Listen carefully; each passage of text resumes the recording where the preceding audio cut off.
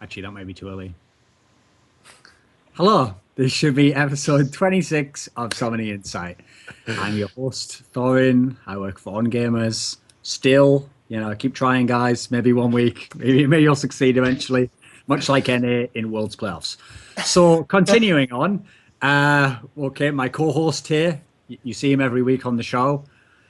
I actually read some interesting Reddit threads, Monty. You know how I love the Reddit threads. I just, they entertain me, they inform me, they excite me, they inspire passions within me. And I read some really interesting ones, right?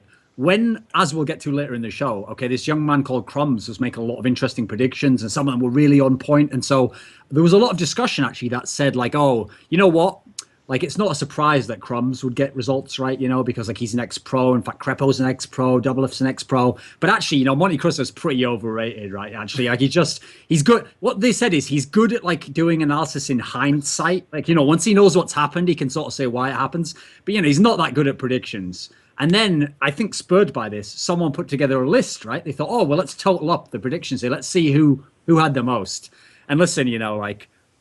You know how in League, Monty, it's really hard to say who the best player at a position is because it's quite close, like Save, Flame, Acorn, it's like they're all in there. ID carry, you've got like Imp, you've got Uzi, you've got Name, they're all in the mix.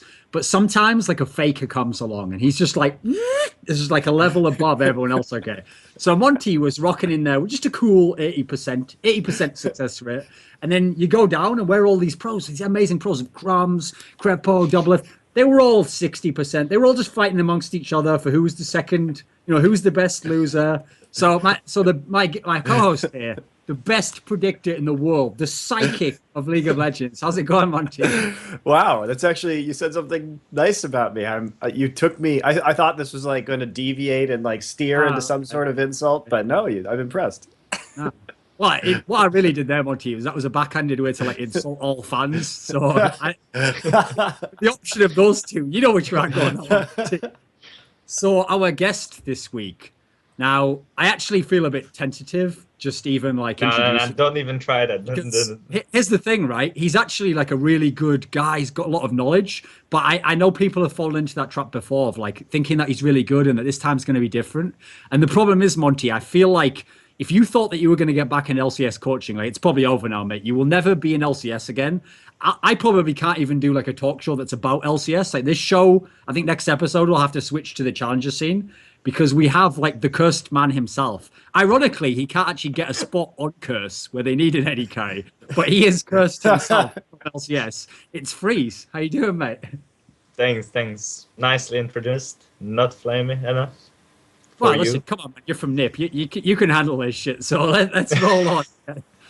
So yeah, I could probably handle that, right? I have some experience. Before we go into group stuff here, let's get an update from you, Freeze. Like, the last show we did was after the first two groups of Worlds. Like, what were your thoughts of Worlds coming into these two groups? Like, what did you think of the first two, A and B? A and B. I thought they're pretty simple, They were like groups where you just farm KDA to look good, and then you have good stats, and then you're like, oh my god, this guy is so good. He has like 40 KDA. He never die. So there are like big differences between top teams and bottom teams. The same for Group B, and then Group C, of course. That was some tough shit. So before we go into those other ones, since you're an AD carry, okay, I want to get your take because actually Group A and Group B had some really sick AD carries and were very highly touted. So let's just start with the one who performed the best, Imp. What did you think of him? Did you already know he was really good? Yeah, I already knew he was really good, and I liked him very much. Like, he enjoyed the game. When he knew that the game is over, he just started to do Impify and jump into 5 people, get pentakills all the time. Like, he's the kind of a playmaker I'm striking to be, It's the best way to play for me. Because you always have fun, you always do whatever you want, and you make the plays. You don't sit back and wait till your team carries you, and then you carry them, in exchange. But you do it all game long. So for me, it's the best way to play the game. Okay, so if you like that style, then I have to ask about Uzi, because Uzi is like, isn't that a similar sort of player? This is a Freeze type of player, right? Well, I was surprised people actually laned versus those guys, like versus Uzi. I think SK laned 2 times, right? I was so surprised because I knew they will get stunned. I would literally swap every time I play with Uzi, because I just knew if this guy will meet me, I will run away. I won't even try. Like, it's impossible. Freeze. It's just like, I'm getting worried here because now I'm gonna have to like it's only a few minutes into the show and already I'm gonna have to like shatter your world paradigm of how you think about the world. So you ready, Freeze? If I do any interviews with anyone from Europe, okay, who plays AD carry, they're going to fall over themselves explaining how Europe has all these amazing AD carries. They have like Mr. Rales, they have, well, they used to say Candy Panda. I guess his hype's dead now, but okay, they used to say Candy Panda. They have Tabs, they have Reckless, they have Freeze. Well, he's not in LCS, but you know what I mean. They have all these good AD carries, okay. They're Creator. No, I have to stop you right there. Explain this to me, okay. If SK thought they could lane against Uzi, does that tell us anything about the level of AD carry in Europe? I mean, they presumably thought they could handle Uzi, right? Well, I knew there are two good ADs coming into the Worlds. That was Reckless and Taps. Or at least I thought so. And then I knew about Reckless that he puts everything he can into preparation. Like, that guy is insane. He's nuts, you know. He practice. And it's his dream to be the best. And he showed it, you know, like he showed up. He did really well compared to other Asian AD carries. But on the other hand, if you compare him to, like, if you compare Taps to Reckless, like everyone was comparing Taps to Reckless in the EU, and they were like, oh my god, those guys are really good. I was actually surprised that Taps played so bad. No joke. Like, also, Tabs' itemization was really bad. Or like he kept building. He kept building items, his itemization were but like it could work. It could work if he would play differently. If he like with the if you're like referring to a Zillion game, he could just jump in with Frogan, insta kill someone, and then he would survive and or he would even get the Zillion out. But his itemization was like to survive, and there was nothing to kill him. Literally nothing to kill him. Yep. And that game was whoever kills someone first will win the game, and they had Zillion as well, so they should never lose. Like, and he was too scared to do anything. Yeah, we'll get to that later. Don't worry. So I have one more player to talk about before we go to these groups now, which is what did you think of Name? Because obviously he came in with a lot of hype, and a lot. I think a lot of people felt underwhelmed. Like, did you actually know anything about him before this? I'm guessing you don't watch Chinese LPL, right? I knew him. I didn't watch his games much, but. Was he as bad as everyone said? What did you think? I had the overall attitude of him, or like knowledge. He played really well, but he was really passionate about winning. So once his team didn't do anything for like 10 minutes, he started to be nervous, and he started to do random stuff. Like, he literally woke into hooks and died and lost the game alone, because he had a Lulu, okay, and the Lulu with the Lich Bane, she can just W herself. One auto on the tower, and the tower will die in 1 minute. But the Lulu never did it. Like, she was scared to literally W herself out of the tower and then run away. It's all they had to do, and they would win the game. And he never did it. You're talking about that Siege comp that they ran with Jace? Yeah. You also saw that Lulu bought Blasting Wand and Sheen and did the old recipe for Lich Bane. Did you see that? And so that delayed the Lich Bane in their power spike when they were sieging. Because it then, like, it went from, like, Sheen Blasting Wand straight into Lich Bane. It wouldn't matter. Like, it did. It did. But, like, if he would hit the towers, like, he literally didn't want to hit the towers. I think he had some disease to scare this. He just, like, no, this tower stinks, man. I can't even I can't breathe. I can't breathe here. I just have to run away. And then he never did. I think Freeze is definitely right, okay, that actually the mid laner of EDG was one of the players who definitely underperformed. He didn't really have any impact. But I have to say, by the way, add these factors up, okay. In the group stage in A and B, we had these Chinese top laners who never play Ryze, playing Ryze all the time. Then we had, like you're saying here, a player who didn't even know the actual, like, the right items to build the Lich Bane because he's not usually playing that sort of champion. People can get mad at this all they want, but I think both of those Chinese teams, to a degree, were on like cruise control. They were like, we're definitely getting into the playoffs, so we're not going to go like 100% and use every pick and every comp that we have. We're just going to some degree, just see what happens. You know, in this game, we can take it easy. Like that game there, they thought they were going to beat AHQ 100%, right? Well, they should have. They had a really big lead. I don't even think that's like a big conspiracy there. If you just look at like what team would play stuff that they've never played in competition before? in theory, when it's an elimination phase, you can get knocked out of the group stage. Yeah, you had played Jace once before. And they were even scared to pick their main champions. You know, like you said, Chinese teams, they play Irelia so much, and they are so good at Irelias, the top laners. And in the beginning, they didn't even want to pick it. Like, they had to pick it. Like, after they lost, they picked it every game they had the chance, and they were winning because of it, because they played so well on the Irelia. Because here's the funny thing actually about China. Like, okay, think about it this way, okay? In China, if you ever look at how they do like pick ban, I was actually talking to this with like Kelsey Moser, one of the people who's like a Chinese writer for our site, and she made a point that when I thought about it, actually made a lot of sense about the pattern. Like in China, most of their pick ban phase is actually based around like denial of specific champions. So as a result, they're the teams that like always will pick those like comfort picks every time they're open, you know. Like, actually, they will pick those ones because their whole game is based around having a good late team fight and comp. So they know what comp they're already wanting. So if they can get those champions, they always go for them. So that's why it was just a bit suspicious. I thought I mentioned there that, like, certain champs were open that they definitely play. And they just issue them for stuff that... Who even plays Jace now? Almost no one. Like, one-trick ponies in Korea. No, Pawn plays Jace. Okay, so one player. Yeah, but, like, it would work if he would play it more. Like, in the SiegeCon, that game was won if they would just know how to play.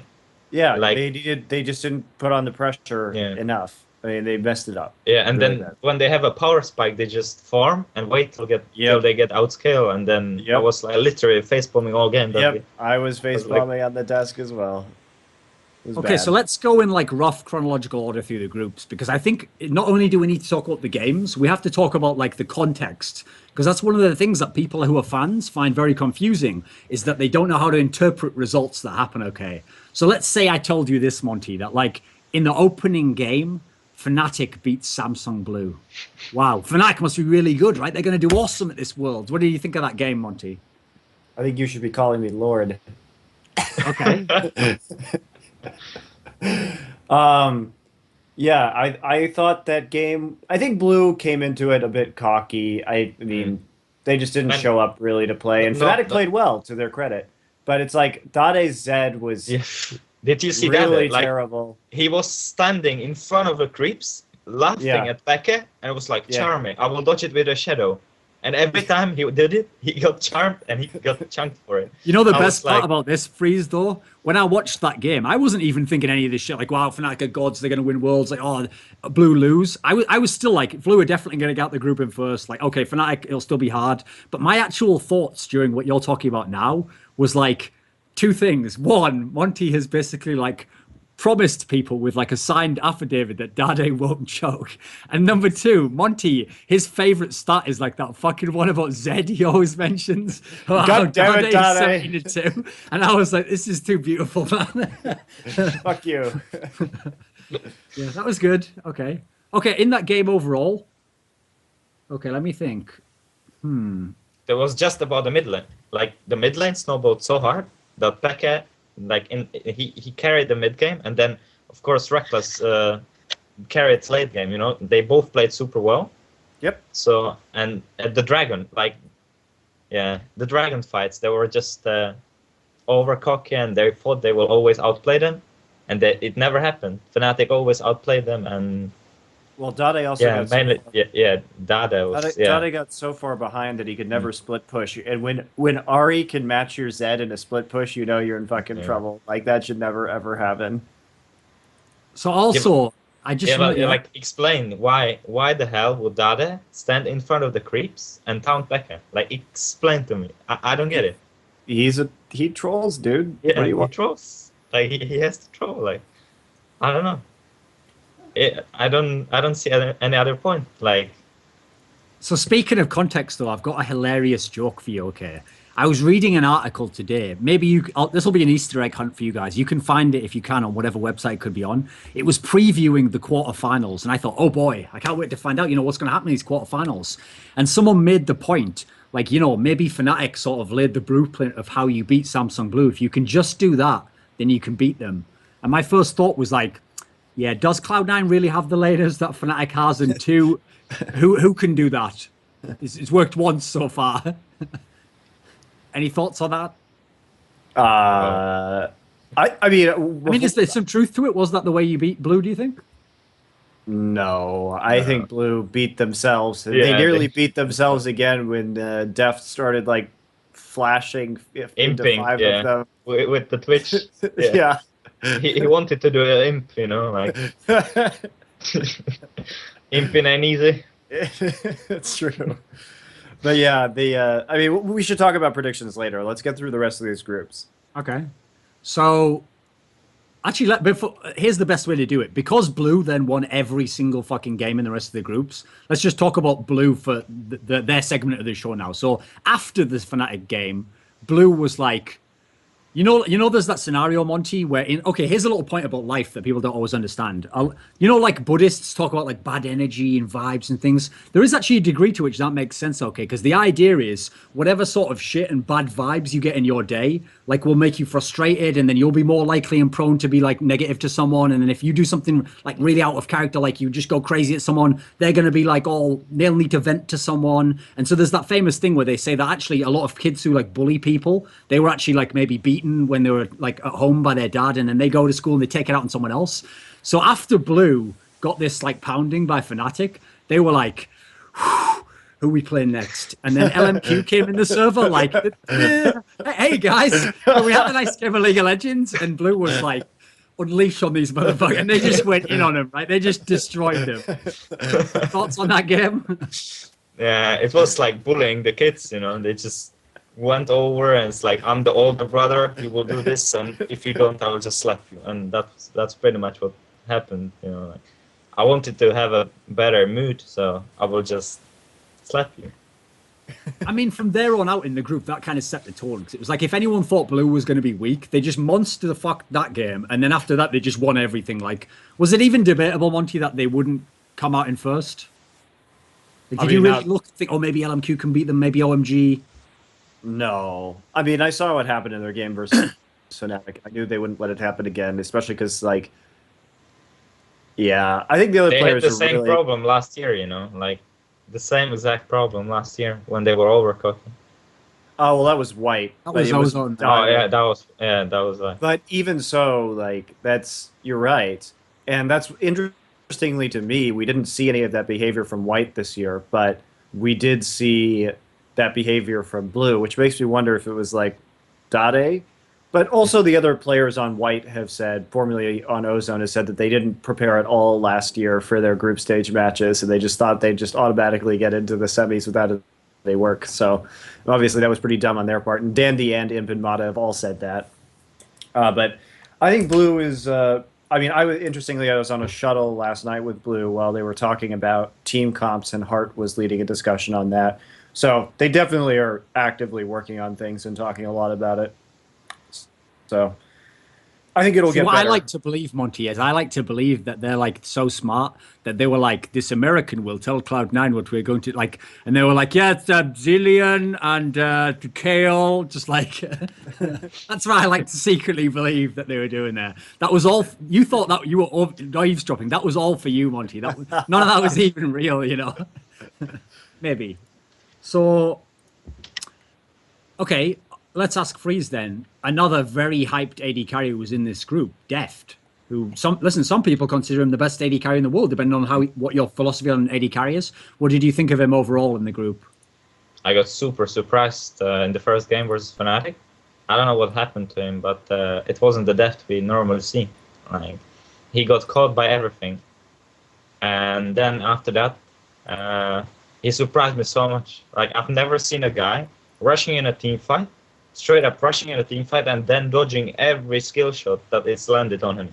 Like, he literally runs into 5 people, dodges Listen Q, dodges Charm, and kills someone. And then his team rolls over like that. I was like so surprised. And versus Fnatic, it was the same. Like, he played out of his mind. Like, I didn't see...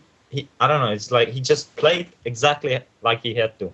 He played aggressive enough, he wasn't scared to flash in and kill somebody, wasn't scared to go in as well, and yeah, surprised the Corki build as well, the Blade, when he split pushes a lot with Corki. and it works pretty well. I tried it as well. And if you go just blade and then split push, and then your team always is around you, then you will siege towers so well. You will kill the sidelines and towers, and basically no one has the answer for it because Corki is so strong in the mid game. And I got surprised that everyone who played versus Corki had either Tristana or weak mid lane champion AD, and they always fight versus Corki, and they always lose. That's what surprised me the most. Here's a factor that I don't think people actually would think of for Blue, because since Blue is so incredible, and we're used to Korean teams just being the best no matter what their status is, almost none of the players on Blue have actually played in an international tournament of any caliber whatsoever.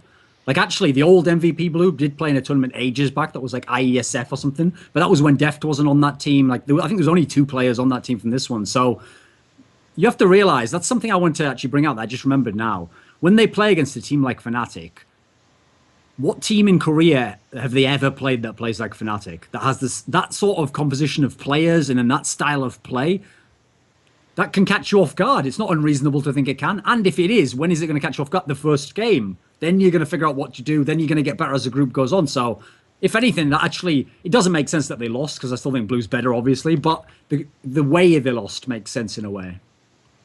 What do you think, Freeze? You've played Fnatic a million times. Yeah, but when we could have seen it when Fnatic picked Lissandra, you know?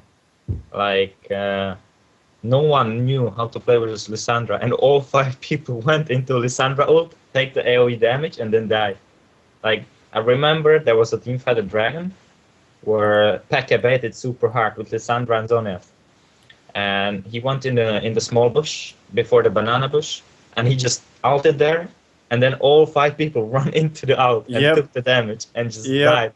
It was an ace for them, but if they wouldn't run into the Lissandra... Well, they were done anyway, because that was the game, that was the LMQ game where Xiao Zhao picked Fizz early and just got counterpicked by Lissandra.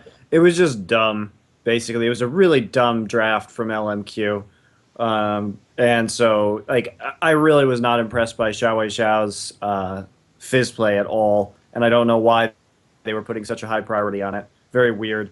Another thing about Deft, I don't know if you know this, but that Corki game that he played against LMQ, he did more damage to champions than the entirety of LMQ combined. Like, that's a ridiculous stat. Corki and Kog'Maw are the highest damage dealers overall, because they poke so much. You know, every time you're under a tower, you poke. But I know. Do more damage than the entire enemy team? Like, geez. Yeah, that's tough. That's tough. Well, you can just tell by that he knows exactly what he does. He's not playing for backwards. He's playing in the middle of the game and hitting everyone he can. And mainly, he's hitting the targets that it hurts the most. Like, every time I see his team fighting, he prefers to hit the squishy targets. Like, he's not doing the mistake that most of the AD carry does, you know, when they just shift right click or attack move and out attack the tank, even if they can out attack like a jungler right next to him who's way squishier, or maybe even support, insta-kill support, or AP or AD carry who's out of position. So like most of the AD carries just do a mistake and they out attack move, and then tank is happy, tanking all the damage. Meanwhile, jungler next to him is like, oh, hello, I have 1k HP, I will die if you hit me 2 times. But no one does it, like, but Def does it. So I actually feel you like can already see the difference between the AD carries, you know, like I was thinking about this when I was thinking about how people were describing Blue from seeing this group. People have only seen the group, and I actually think that Blue, I want Monty to comment on this, has been like unfairly labeled for being an late game team, because people make it sound, Monty, I think it's people who haven't watched enough Korean LoL, they make it sound like Blue is like old school Blaze or Shield, where they're just waiting for the late game. It's more like they just don't take unnecessary risks until 15 minutes, when they will definitely start winning the game and get the objectives and win the game. Sure, they're still not exactly strong in the laning phase, though. That's the thing. Well, when do they ever need to be, though? Well, they don't have to. Well, I mean, it would be nice if they died a little less, I think, in the laning phase, especially their duo lane. Like, Deft and Heart can die a lot in lane sometimes. But it does take Imp and Mata in order to kill them multiple times. It takes very good duo lanes to match up like that. Yeah. So it's not like they have no weakness. The laning phase, they're like, people imply it as though, like, if you're just strong early game, that's like the secret, you're going to beat them, you know. I don't think it's No. that easy. No, it's not, because only the KT Heroes have managed to do that, right? And they're like the ultimate early game team. They're the team that will just go crazy on you. So, okay, since LMQ is the one we need to talk about the least, Monty, and you kind of hinted on it there, let's talk about them a little bit, because LMQ is a perfect example of the sort of like overreaction that's been happening as Worlds has been going on. So the first 2 games, Monty, they won. Wow. So take that, everyone who said LMQ weren't so good and they wouldn't be good Take in that China money. and all that. Take that money, Christo. Yeah, who yeah. said Oh. Xiao Weisha was the 4th best mid laner in that group. Hey, you man, suck. Crumbs said LMQ's going to get out. Crumbs is always right. And then they lost every single game and didn't even come close to getting out. So congrats there, guys. They almost got a tiebreaker, almost, but they didn't. So they got nothing and they went out. And they were sort of the worst team in the group, It's weird how that works. What's great to me, Monty, is OMG and LMQ are a perfect example of how people just choose their own biases and ride that train till the end. OMG, some people still haven't even given them credit for getting out of the group now, when they got out the fucking group. Meanwhile, LMQ got all this credit and finished with 2 wins. Like, there was never any parity there. No. I mean, to be fair, it really was down to the wire as to who got out between OMG and Fnatic, right? Sure, yeah, that was the real battle. One auto attack of One difference out. between those 2 teams. And first off, can I just say, I need to go on a rant about that game real quick. Okay, there are a million bugs in League of Legends, guys. There are a ton of them. Sometimes they don't get fixed for a really, really long time. Even though that wasn't a bug, it was just a non-stated interaction between HomeGuard and the damage by Riot. They said it was working as intended. If there is a bug, for example, the Shen bug with Stand United that was there forever, when you pick Shen, there's a risk of him not teleporting when he uses his ult. You accept that risk when you go in because you know about it, right? There are tons of bugs in that game. I was saying this on Twitter, but it's like in the Cloud9 Alliance game where Meteos was playing Jarvan and he walked by his red buff and Cloud9 had a pink ward in a brush and it couldn't see Alliance's green ward, so he thought it was safe to walk in there, and then he just got destroyed because they were waiting for him. Nobody complained about that, even though Alliance got a Baron off of that. You know what I mean? This shit happens. It's a game. There are always going to be bugs. So don't come and complain when a team loses because of a bug. And not to mention that HomeGuard interaction could have worked in Fnatic's favor as well. It wasn't like it was an equal opportunity bug, right? Well, if the Rumble would be used differently, they would have won as well. No, if a million things had gone differently. And here's the other thing. I promise you, no professional coach, no professional player, no professional analyst of League of Legends will ever look at that game and say they lost because of HomeGuard. There are a million reasons that each team lost that game, could have won or could have lost that game. And that is literally the last thing you're going to look at, right? Yeah, there were 5 chances Fnatic fucked up. They fucked up, guys. They fucked up a lot. OMG fucked up a lot in that game. There were a lot. That game was just a giant fuck up, right? It was very exciting, but it was one huge fuck up. Okay? So that's not why Fnatic lost that game. Quit crying about bugs. There's 1 in a million instances where a game is actually 100% lost due to a bug. Well, also, this is a famous point that we've made before, Monty, but it's actually a flaw in analysis of a game to just use a linear approach and go, right, what was the last thing that happened that stopped Fnatic winning the game? Right, well, that's what the whole game... Because here's the problem with sort of blaming it on that bug. You make it sound as though, well, Fnatic came into the game and their whole plan was to get to that stage and then they actually saw us would do one more auto attack and then that bug wouldn't happen with home guards and then they just won and it'd be yeah, all our practice. No, it was... Think how many flukes Fnatic has in that game. They don't know the timing of when they backdoor. Will someone go back immediately? Will someone notice it in time? There's a million areas of chance that everyone enters into in a game, especially a team like Fnatic who play a very risky style. With that said, Monty, didn't people also overplay the fact that they were like, oh, how could Soaz not know if he auto-attacked one more time between moving, he'd have killed it there? Like, come on, who's never been in that situation before? Yeah. Who's ever been in that? Light it up in the players. We've never seen it. Like, literally, nobody has ever been in that, like, No, it's crazy never been of a that situation. close. It was really weird. And so you can't blame the players of the teams because no one knows how to play under those conditions. It's not surprising it was a giant fuck up because it's like, well, we don't have any practice playing in this there was even an circumstance. interview from the OMG players, I forget who, where they said in the interview, like as they were going back, you know, like two of them went back to fight off like the minions and kill the Fnatic players. They actually said something like one of them just said like, you take that player and I'll take this one. If they even fuck up that interaction, then pick the wrong one or they attack the wrong like a minion first, the game's over just from that. There's a million chance elements that are at play in this scenario. You know, you can't just blame it on one small thing. With that said, it was a great game of League of Legends, right, Monty? It was, I mean, it was exciting. I wouldn't call it great. I wouldn't say the great. Like, there were 20 times one of the team could have finished. Like, OMG could have finished 20 times, Fnatic as well. Like, if you wanted a great game of League of Legends, I would start talking about like the Najin White Shield versus Cloud9 games where like Cloud9 was playing really well from behind with their split pushing in the tiebreaker game. To me, that game was really good. And it was really we'll get close into that, as well. Monty. We've got into that because I got some shit to go into there, but okay. We're still in Group C here. Still in Group C. Oh, if we're on the topic of Fnatic, then let's talk a bit about Fnatic now. How do you look at Fnatic overall, Monty? Because on one hand, they beat a team that, for all we know, might win Worlds, but they also didn't get out of the group. So how do you weigh them up overall?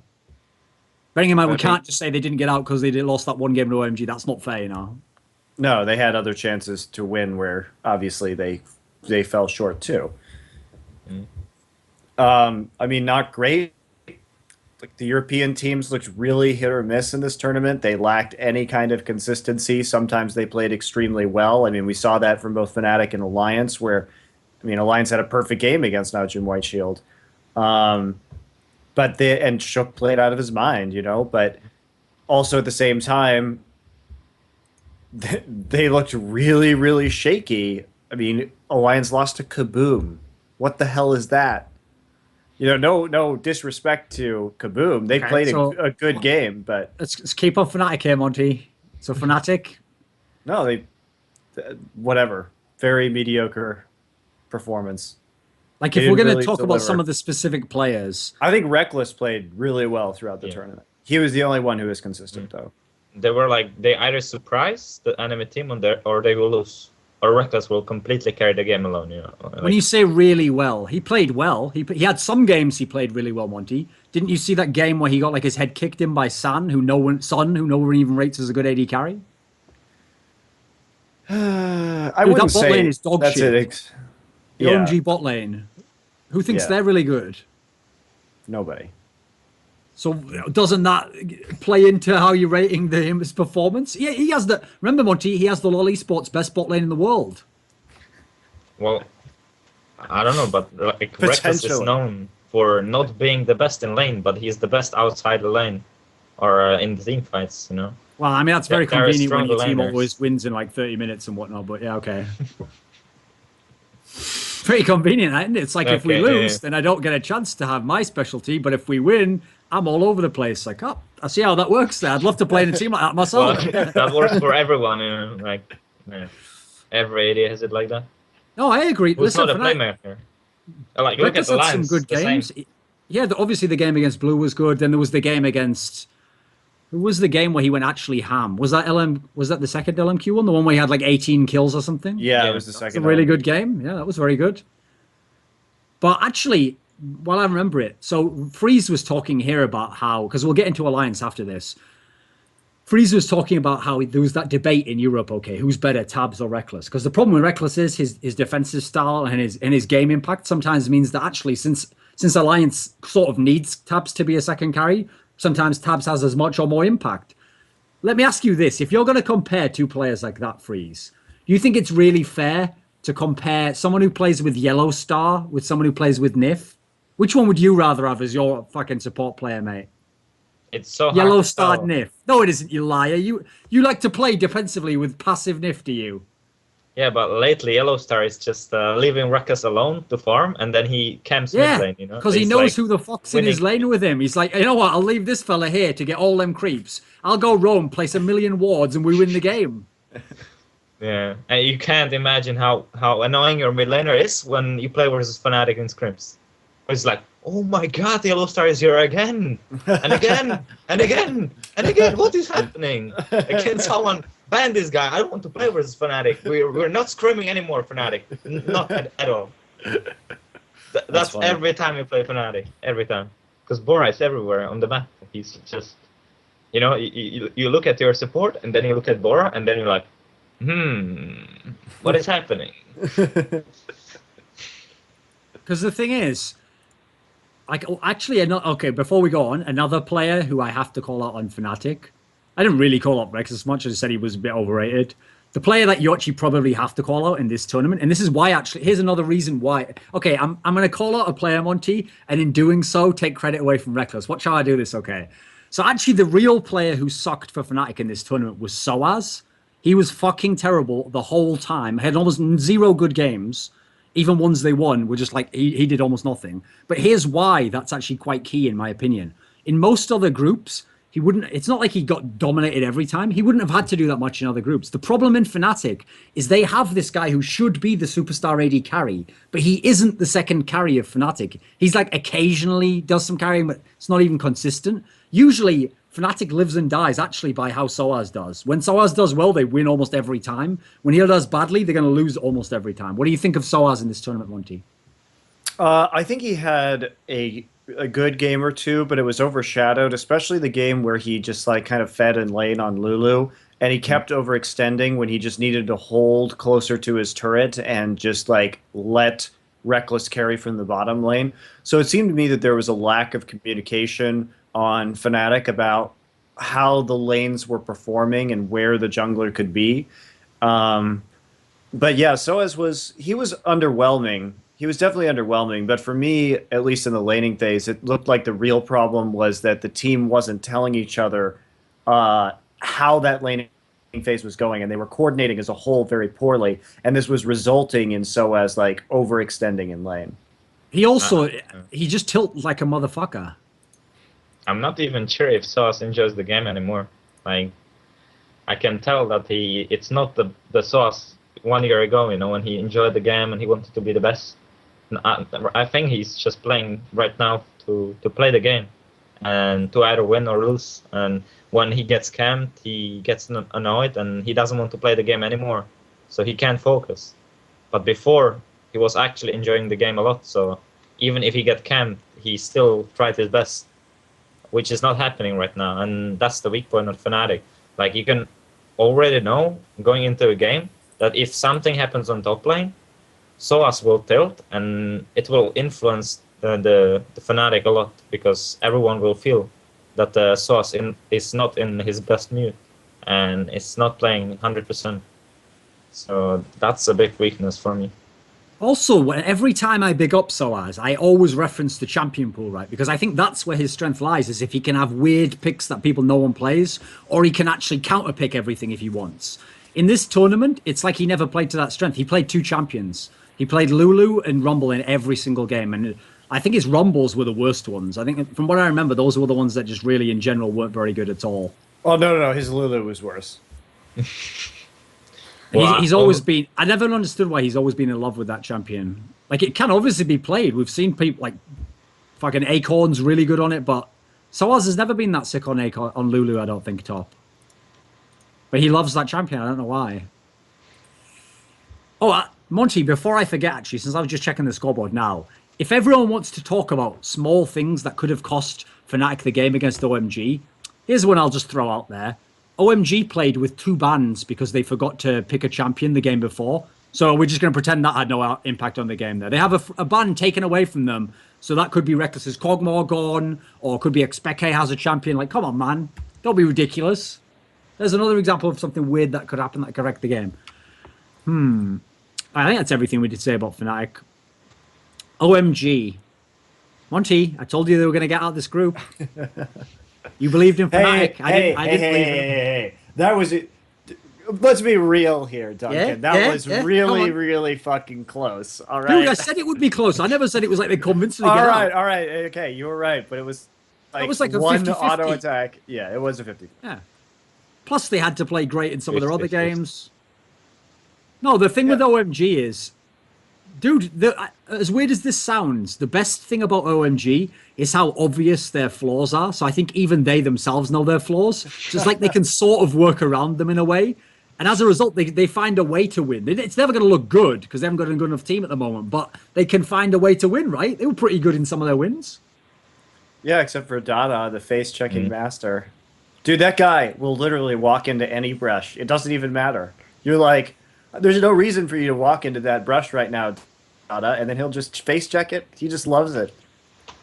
He's a great example, though, Monty, of where people get analysis wrong. So it's really easy to look at some Chinese supports and say, like, you guys aren't placing enough wards.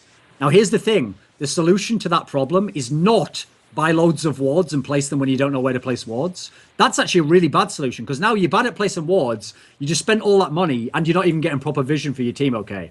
The real solution there is, like, place a couple of wards. It's to check it with your face. No, the problem is So you're saying Dada is in fact a mobile ward. In a sense, yeah. No, but here's the thing, okay? Actually, I've got a piece of info for you here, Monty. There's a very real chance that Dada 77 will not play in the quarterfinals. Did you know that? What? Uh-oh. This would change my predictions, maybe. Two things. One, they have Cloud with them, apparently. I know they have Cloud with them, yeah. Two, I can't remember where I saw it, but someone said to me, one of my secret back channels, Monty, that that they haven't, like, submitted their, like, the 5 that are going to play yet, which is, like, interesting because you'd usually just do that by the default. And then third, the reason why, in theory, Cloud could play is because apparently the qualification as to whether you can play is how many games you played in, like, the regular season. And he played enough in LPL that he technically could be put in. So hold your horses. You know, I've either just given you false hope there. Yeah. Or he might appear.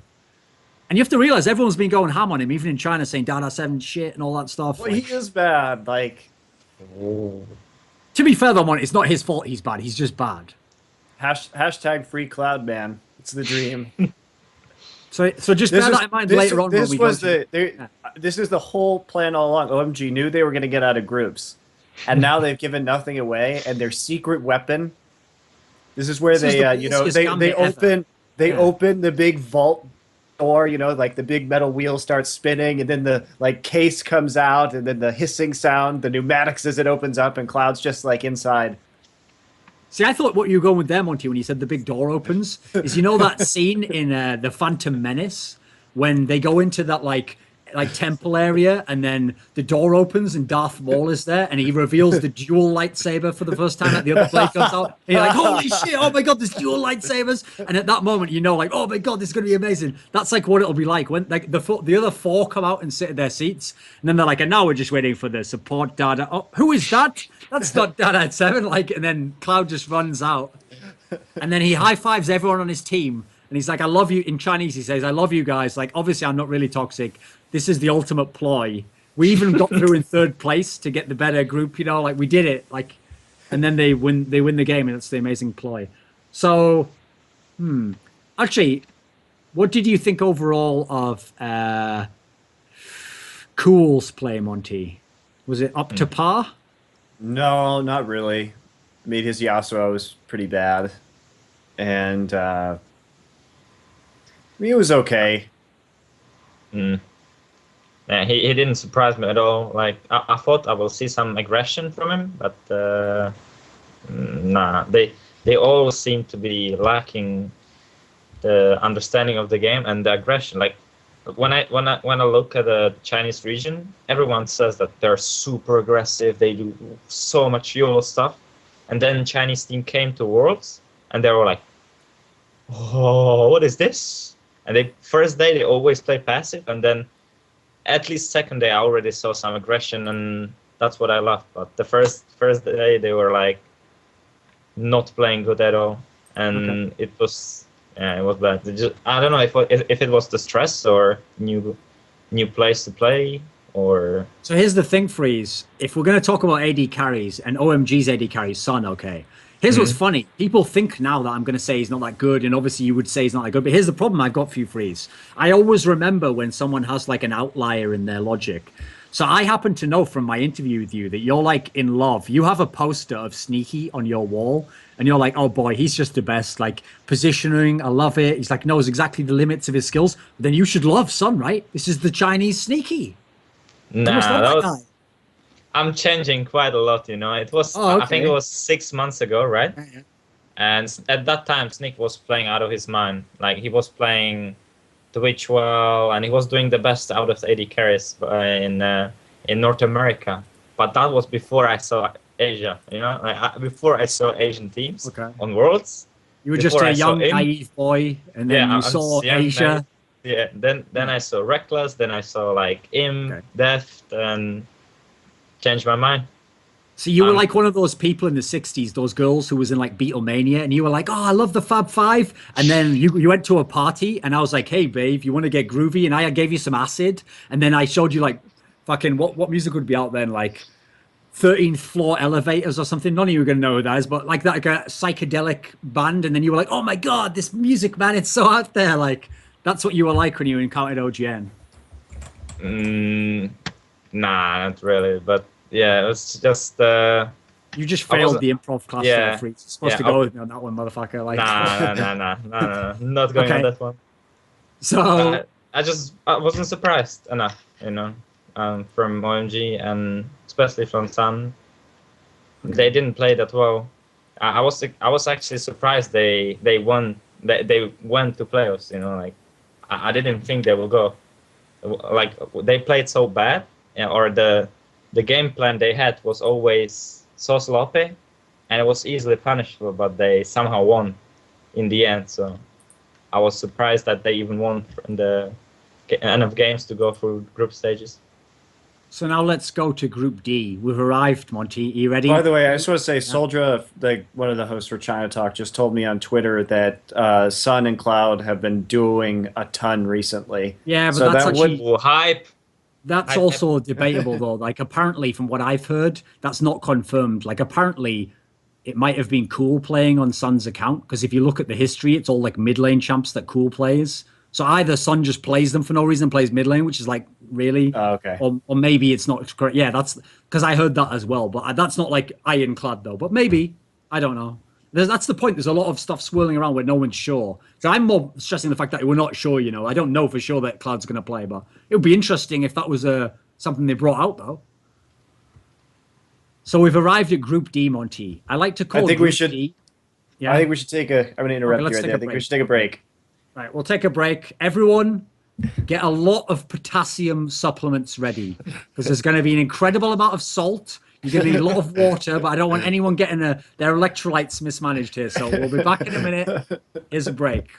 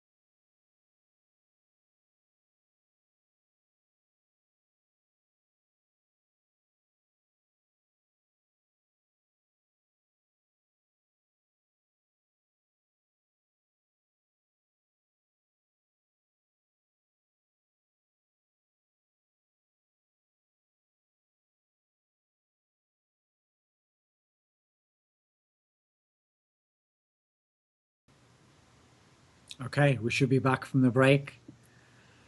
Ooh, you ready? Is everyone buckled in? Are you ready for what's about to happen here? Yeah, I know Because you've strapped on your armor. You've trotted out yeah. the old Oh, don't European worry, high Monty. horse. Hey, don't listen, Monty. I'm ready for you to blow all kinds of like smoke rings, like vapor, all sorts of shit up Cloud9's ass in this section here. So I'm fully ready, my friend.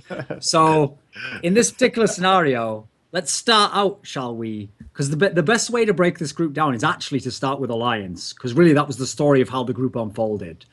So Alliance began day one with two losses. They lost to Cloud9 in the first game. Wasn't that close a game, actually. Fairly convincing win for Cloud9. Okay, not that much to say about that one. Good win for Cloud9. Then Alliance played the first game against Najin White Shield. And for anyone who doesn't remember this, if you saw the second game, it was going the same exact way. The first, like, I think it was, they were like 7 kills up. Everything was going great. The lanes are all going fine. It looked like, okay, wow, Alliance is going to beat Najin White Shield.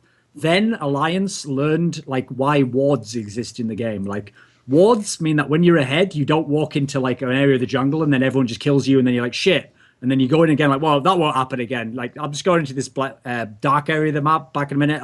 Oh shit, that's where they are. I couldn't see any enemies on the map, but I figured maybe they were in the base buy-in or something, you know, like. But in that game, Alliance could have won that first game against Najin White Shield. That's not ridiculous, right, Monty? No, not at all. Yeah. They had a giant lead that they threw. So I think by all rights they should have won that game. Yeah, I was actually surprised by Najin White Shield that they fought the 2v2 or 3v3 mid lane. Since when I was watching the game, I was like, if Najin White Shield will fight 2v2 mid lane, they will never win. They will always lose. So there's no way you will win versus TF Kha'Zix. Like, no way. And they fought 2v2, or 3v3 actually, they triple kill or double killed Froggen. And after that, the game should have been over for Alliance. It went even to 7-0, and yeah, like you said, there was some Dada pulling out, watching some bushes for enemies, and yeah, the game was lost. I don't know, it was like just from 3 kills, 2 kills for Tristana. The comp started to work around, and then the best items you could possibly get on a Lucian, of course, at that point, and yeah, it was just sloppy game. I couldn't understand it. Both What games. do you think the mistake was in itemization there? Well, it was the taps building Bloodthirster. and Trinity Force.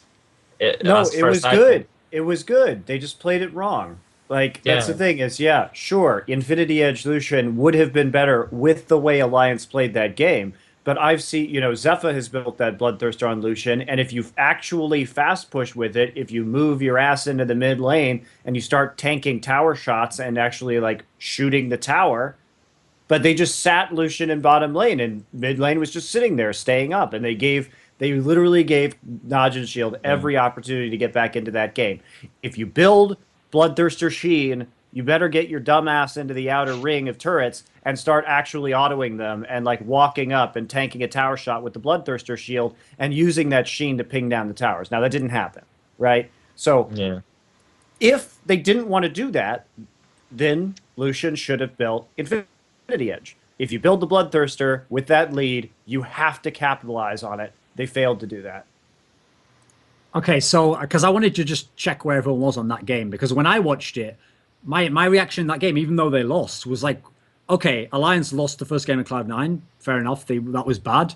But actually, that game there made me think, oh, they still can do well in this group. Actually, I didn't think they would win any games against Najin White Shield. So when they almost won that one, I was like, okay, now we've seen the two ends of what Alliance is capable of. So since we want to tie into this game, yeah. By the way, I don't want to I'm not saying that Tabs is dumb. That's a team mistake. That's just Alliance not recognizing the power spike that they have as a whole, right? Yeah.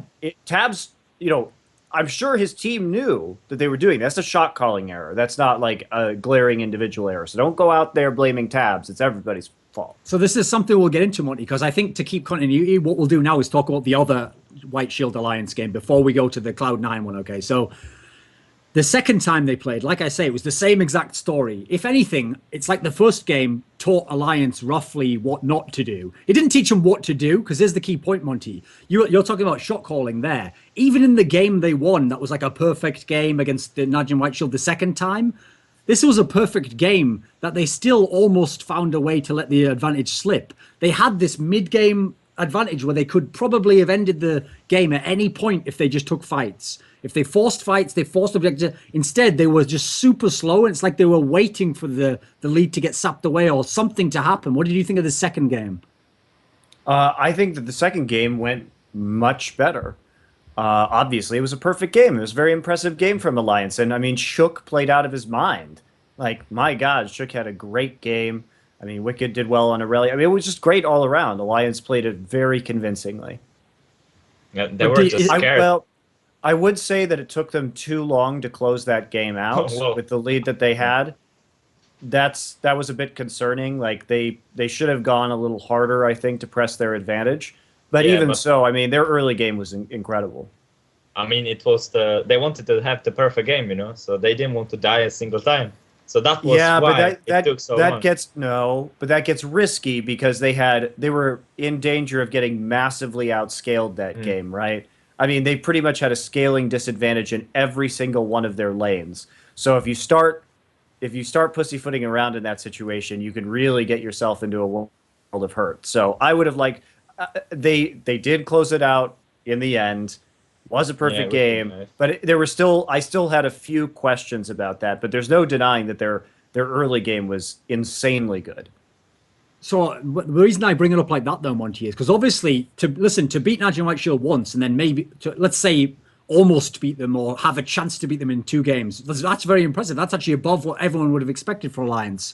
But the reason why I bring it up in the game they won is because they had the same exact problem essentially in both games, the one they lost and the one they won against Najin White Shield, which has always been the Alliance problem, which is that they're not that good at shot calling. They're kind of like a bit wishy-washy on it. Like they don't press advantages they have. They don't always make good decisive moves to get back in the games where they're behind. Right. Like actually, that's always been their weakness.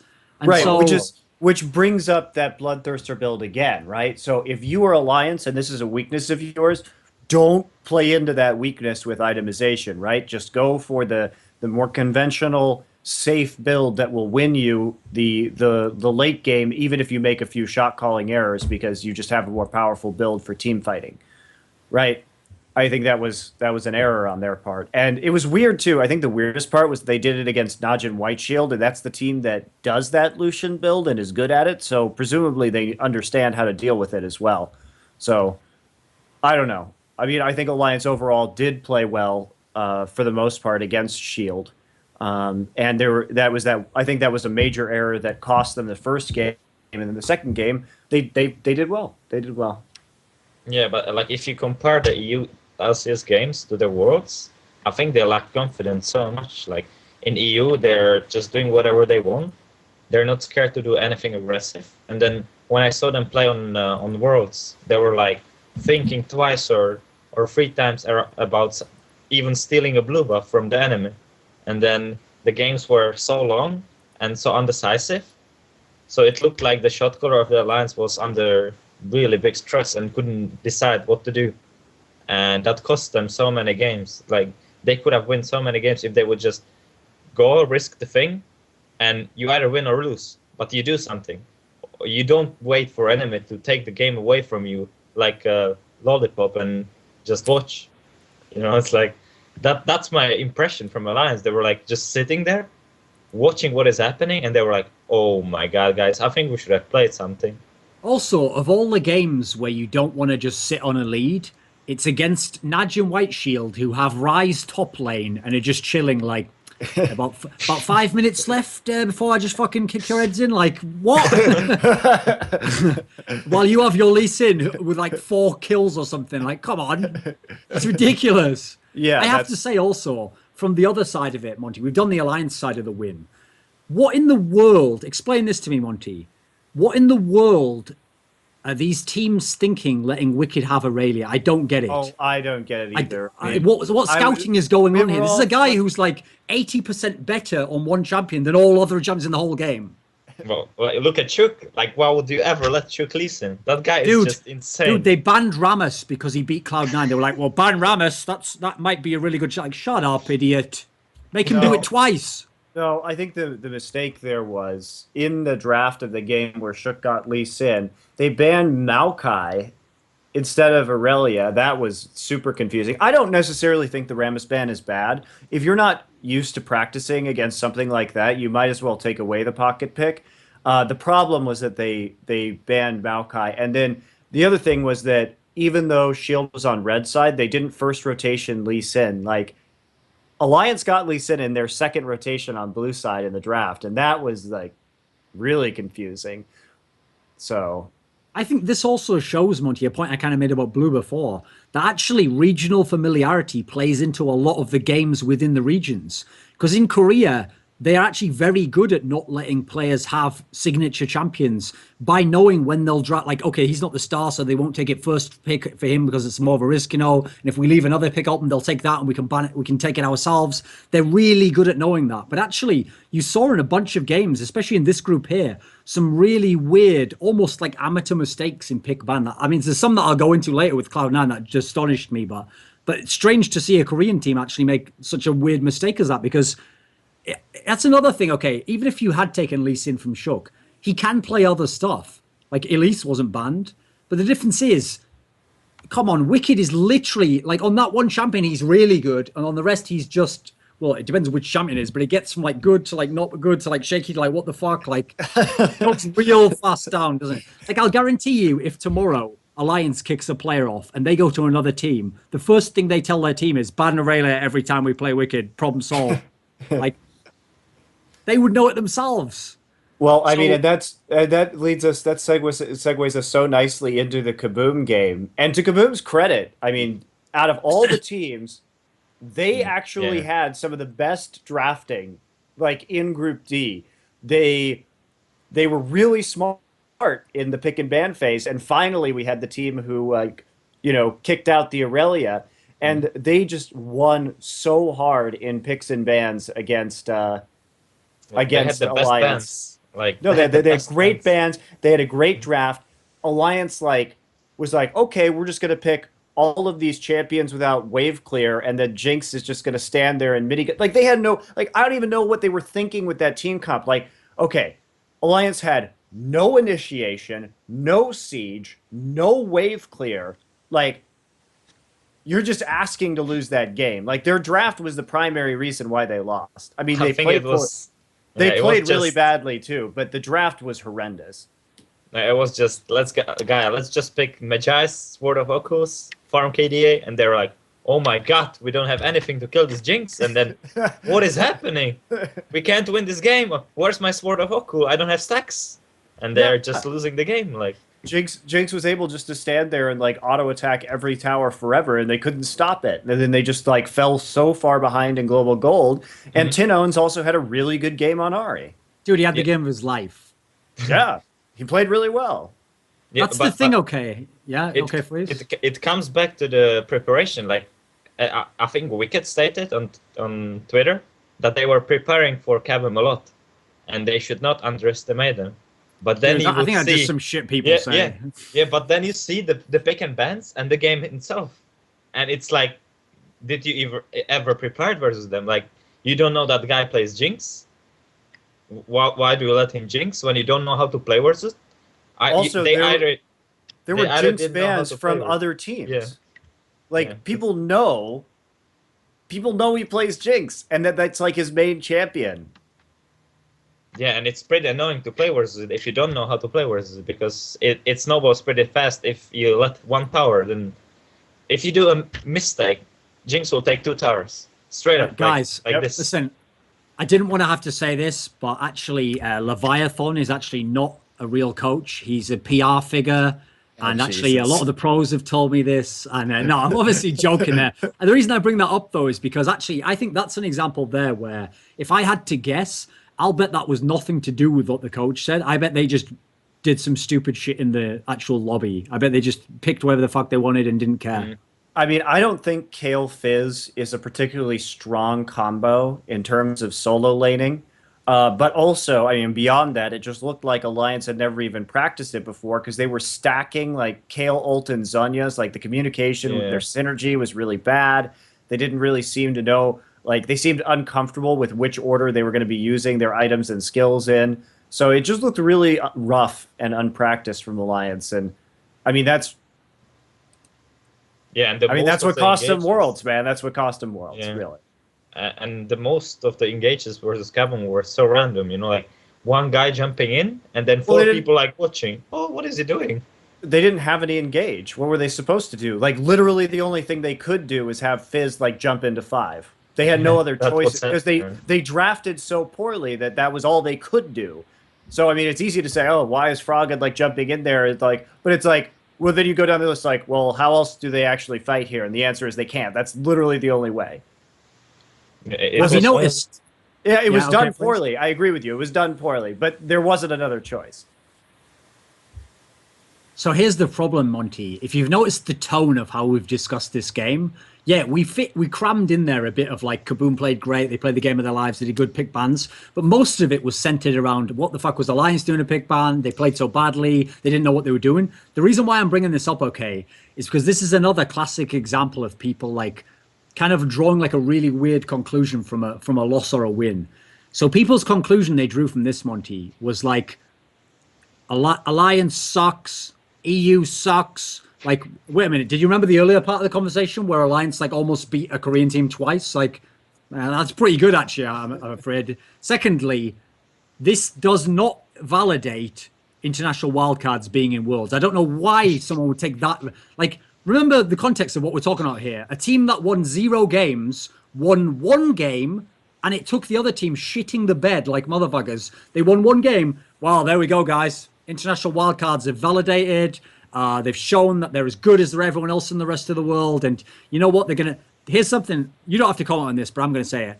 People always take this retarded view with like, you know what? They'll take that win home back to Brazil with them.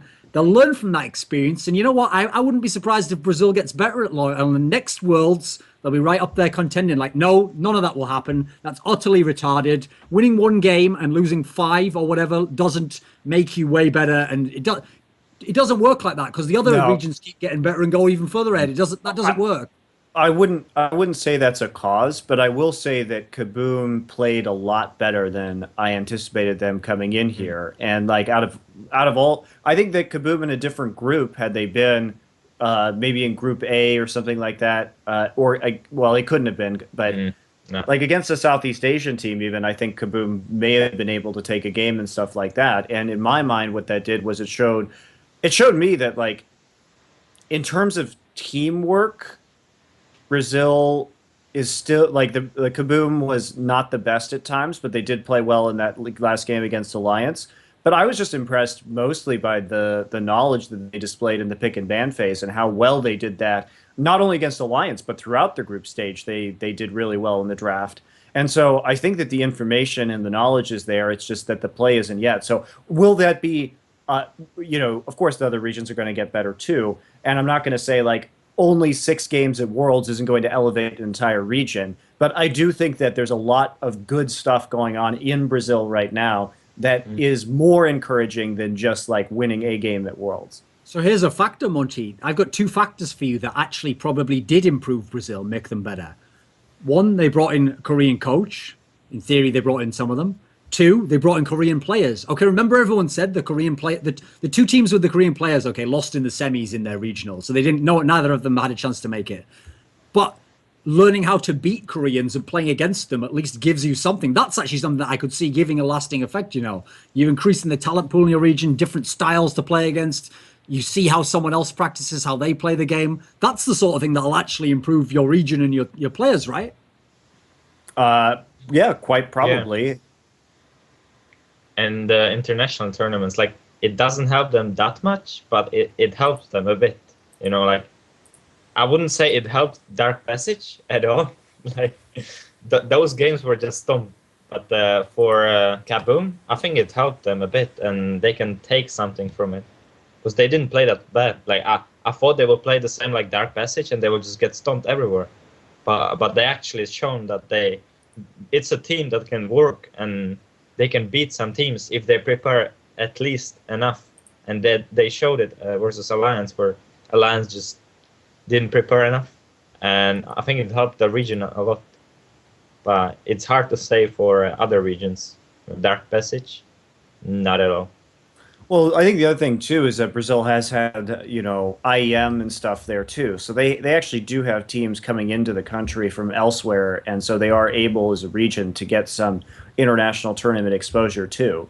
So it'll be interesting, and you know, especially because IEM San Jose this year was announced that they would have South American teams involved as well. I think these are the things that are going to help, like, really move Brazil forward. Is just increasing exposure to international competition. In general, not just 6 games at Worlds. So it's cool though. It's really, I think it's fun to watch Brazil now and see how they do in the next year or two.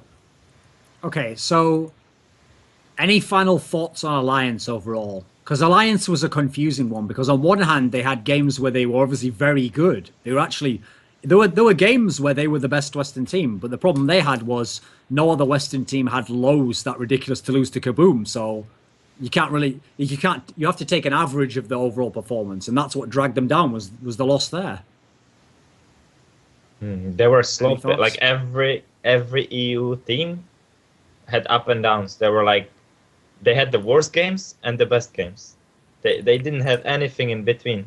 They either played super bad or super well, and that's what I didn't expect. I thought that Alliance, SK even, and Fnatic, they will just play always good and they will show up.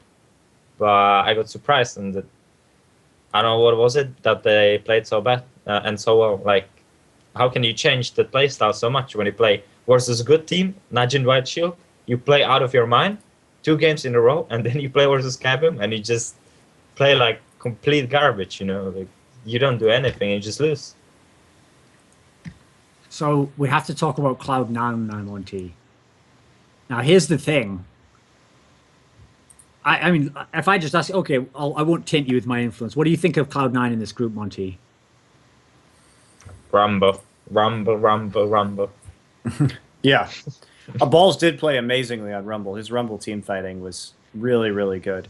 Okay, Monty, why do Korean teams let Balls have Rumble? Do they know who Wicked and Balls are? Like, have they ever seen these guys play? Like, do you know what their records are? Like, I don't know. I think I found Shield's research to be really lackluster coming into group stage. I was confused a lot of the time by their bans. I mean, Shield. I think Shield underperformed Shield underperformed. They were in very real danger of not even getting out of that group. But obviously, some other teams like screwing up, I think, was like Alliance screwing up was mostly the reason why that group was so close. That would have been a fun tiebreaker, 3-way.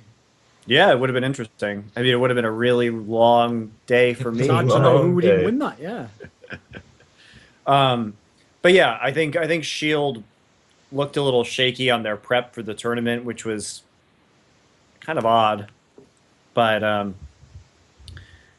I mean, Cloud9 at times looked tactically very good. I still think there's a bit of concern about High's individual performance. So it's weird because the individual performance from Cloud9 wasn't awesome, except for Balls. Mm-hmm. But on the other hand... But the shot calling was really good. And the fact that they were able to hang in there in the tiebreaker for so long at that deficit, and how good they are at applying split push pressure, they look good in that way. Yeah. So it's kind of a mixed bag. It was either them playing the split push extremely well, or the team not playing well versus the split push at all. Like it looked like they didn't know what to do. Like, High was split pushing all the time. They never ever reacted well for it, and it happened 10 times in a row. The same situation, and they couldn't adapt in the game, and that was the flaw maybe that other teams will make use of. Well, I mean that said, Shield did play well against the split push from Cloud9. You know, they actually stopped that split push a lot of the time effectively, and they had a good read. Especially that tiebreaker game was quite entertaining for that reason. That was Yeah, a but great still game. prolonging- Probably the best game Yeah. of the tournament, right? I was my favorite game of the tournament was that tiebreaker for sure so far. Because the thing is, listen. Because I Here's thought both what's- teams played well. I thought that was a Here's- game. That was a game that I could actually point to and be like, I think both teams played pretty well here, and that was like a very exciting tactical game where like Cloud9's like, okay, we're behind, so we're gonna just like 1-3-1, like that's the only split push we can do, and so then like Shield has to like respond to that, and they have to decide which champions they're going to allocate into which lanes, and then how are we going to stop this inhibitor from going down in bottom lanes? We're going to send, it was entertaining. It was both entertaining and I felt like strategically deep. So. Here's what's retarded about like regional fanning, like people who are fans of all teams from EU and then they hate all teams from NA. Monty, if you had to guess which Western team in League of Legends is Thorin's favorite, based on discussions we've had on this show, who's my favorite? Do you think? Western team of League of Legends. Hello? I don't know who your favorite is. Cloud9? Oh, I mean, I love Cloud9. I think I've mentioned them about Alliance. a million times that they're my favorite Yeah. team. Cloud9. Yeah. So, so is there Cloud9. anyone who thinks that I didn't want Cloud9? Like, I hate them and they suck and all that. No, the reason why I thought that Alliance would get out over Cloud9 is because Cloud9, even when they win, it's like that thing I said about Alliance. Even when Alliance won the perfect game, they showed all their flaws as well as their strengths. Like if Wicked got his champion and if Shook got rolling super early and they just squeaked it out even when they had this big lead so that they almost lost it. That was everything that Alliance does well and badly in one game. Cloud9 is like that every time. Even though I've noticed I saw almost no criticism of Cloud9 from anyone because they got out of the group and they were in contention for first place. Cloud9 definitely should have criticism in this group.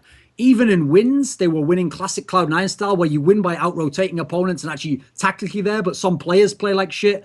Dude, High gets way too many passes as an individual player. Because he's the shot caller, as long as Cloud9 wins, he can do anything in game. He could die 50 times, and as long as they win, they'd be like, oh, he knew he was going to die there, and that would be good for the team. That game he had on Talon versus Zed of Goon was fucking shit. If Froggen had a game like that, people would put this guy on a fucking cross, and then people would be like poking him in the side to see if he was still alive after 3 days. Like, are you kidding me? Would Voyboy get away with having a game? Would Voyboy and Link get away with a game like that on Talon, getting their head fucking caved in?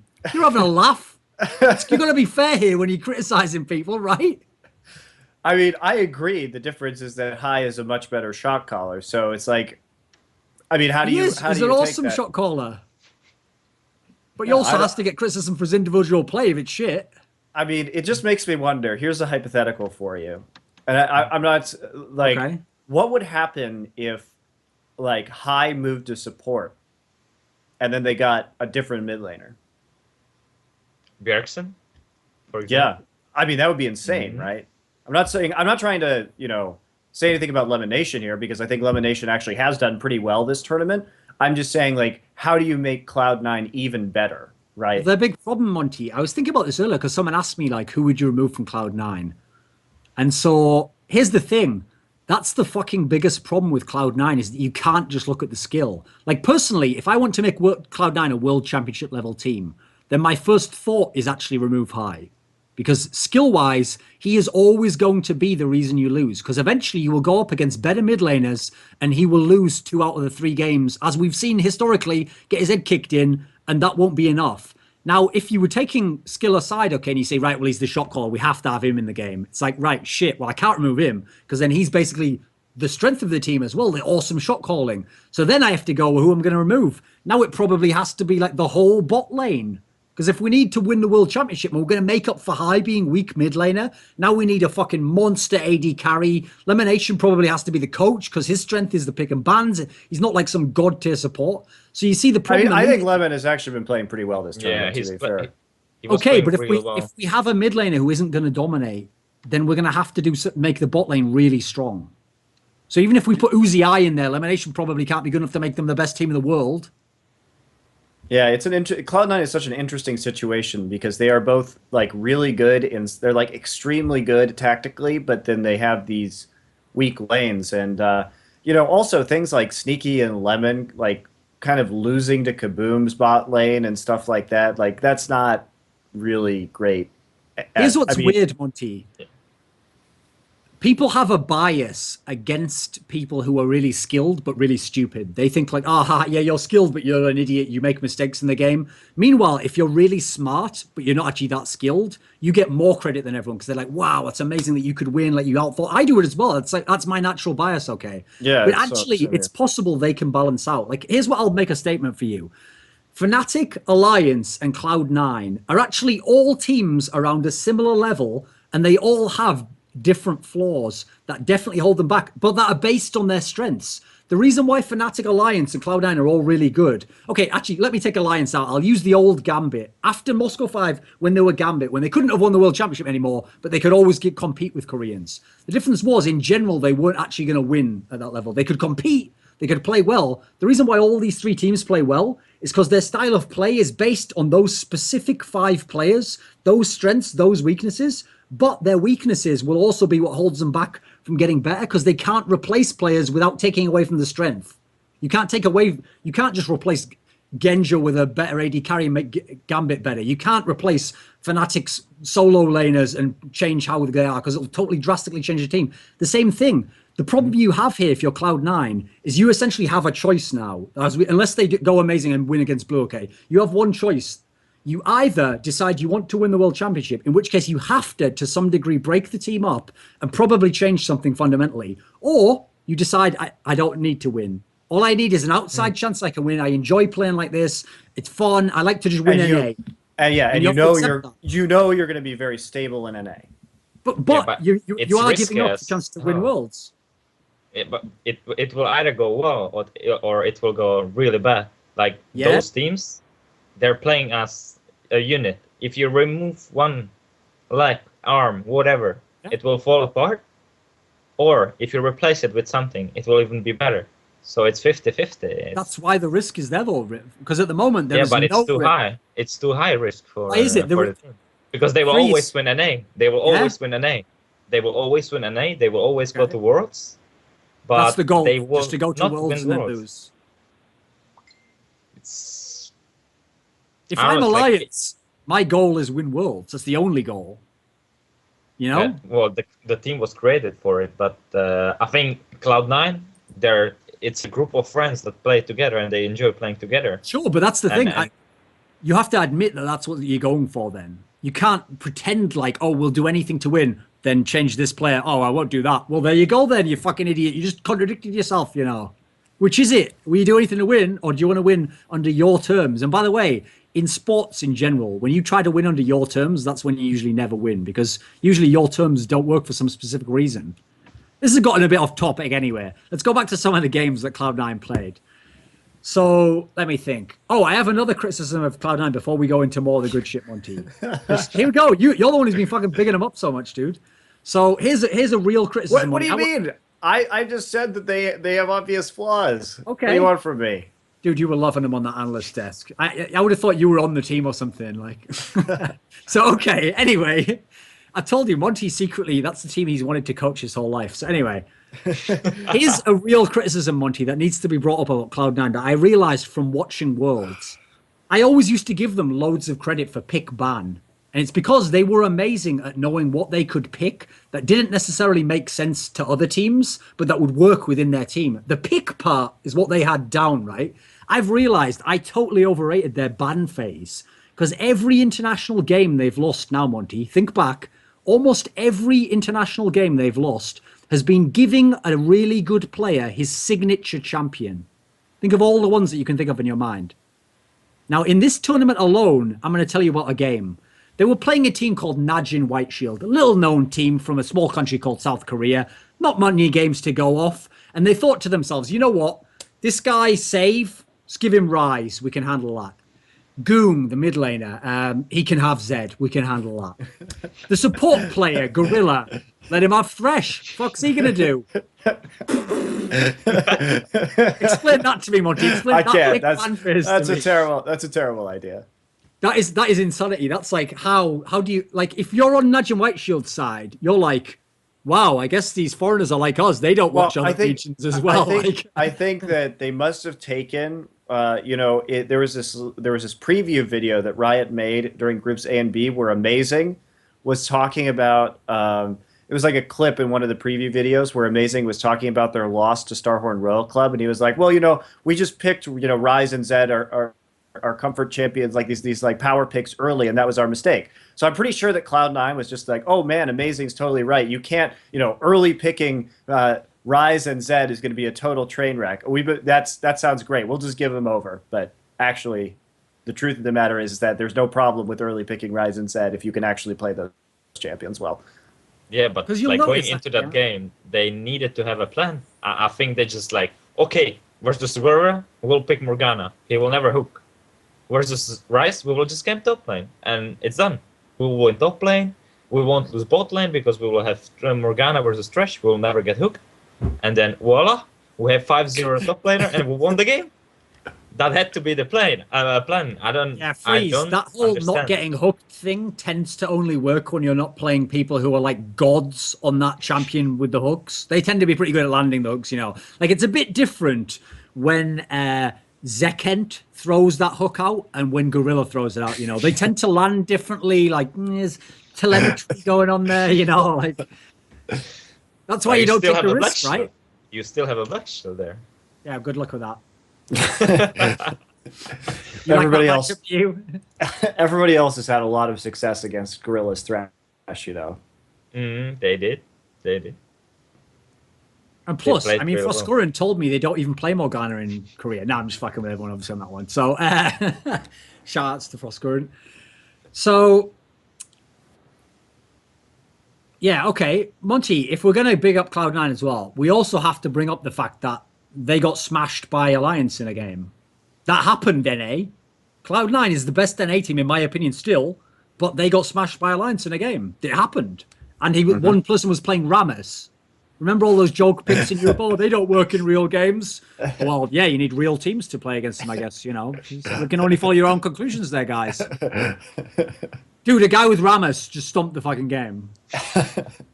Well, I wouldn't say home guards first. Yeah, he didn't stomp the game in the beginning. He did the solo cube play.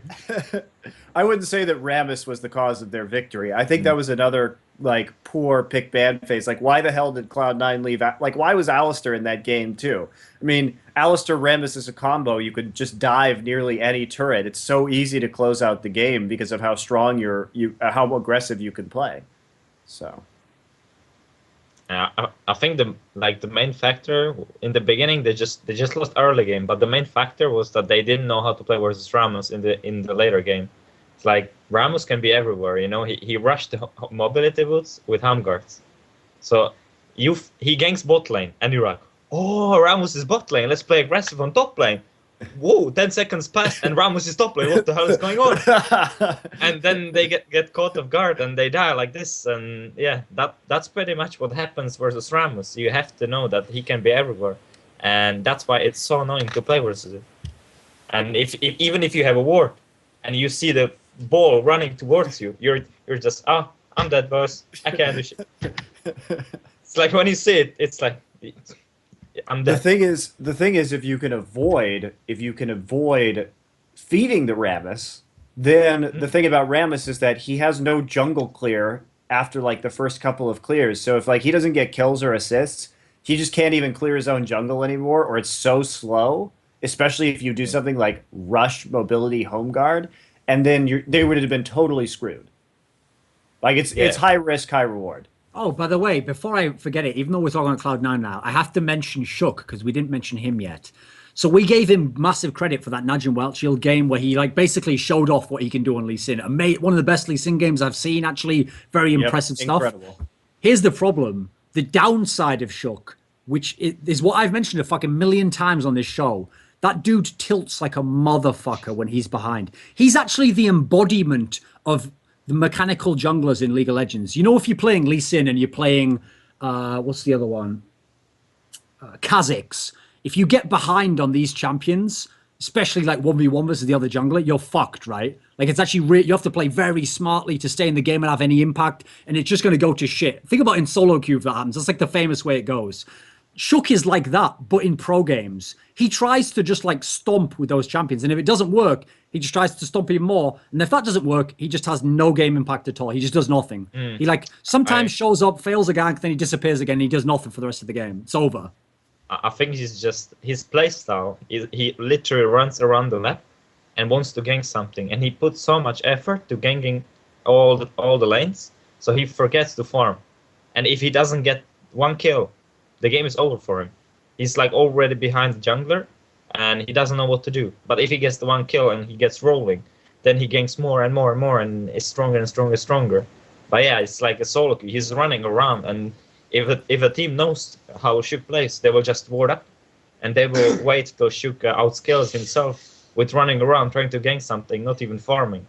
Like I've mentioned this on other shows, okay? You know, if you're playing solo queue, there's certain times, like for example, if you're playing top lane and you die like the first 3 times, I always joke that at that point you don't get to have fun anymore, okay? Your job now is you only get to build tank items. You're not allowed to kill anyone or ever trade again. You're only going to build tank items, not die, and then try and just be a fucking tank in the fight, okay? That's now your job. You don't get to have fun anymore. In that scenario, you know, if you're in solo queue and you're playing and your Kha'Zix goes 0-3 in the first 10 minutes, you're like, well, that's that game over because he doesn't know how to play from behind. It's over. Shook just has no clue how to play from behind, like, and have an impact. Like, one of the best things about games like League of Legends, okay, is that what happens in solo queue doesn't have to happen in a team game. If you're behind like that, you now have to just say to yourself, okay, I can't win by my conventional method to win, which is to stomp with Kha'Zix, okay?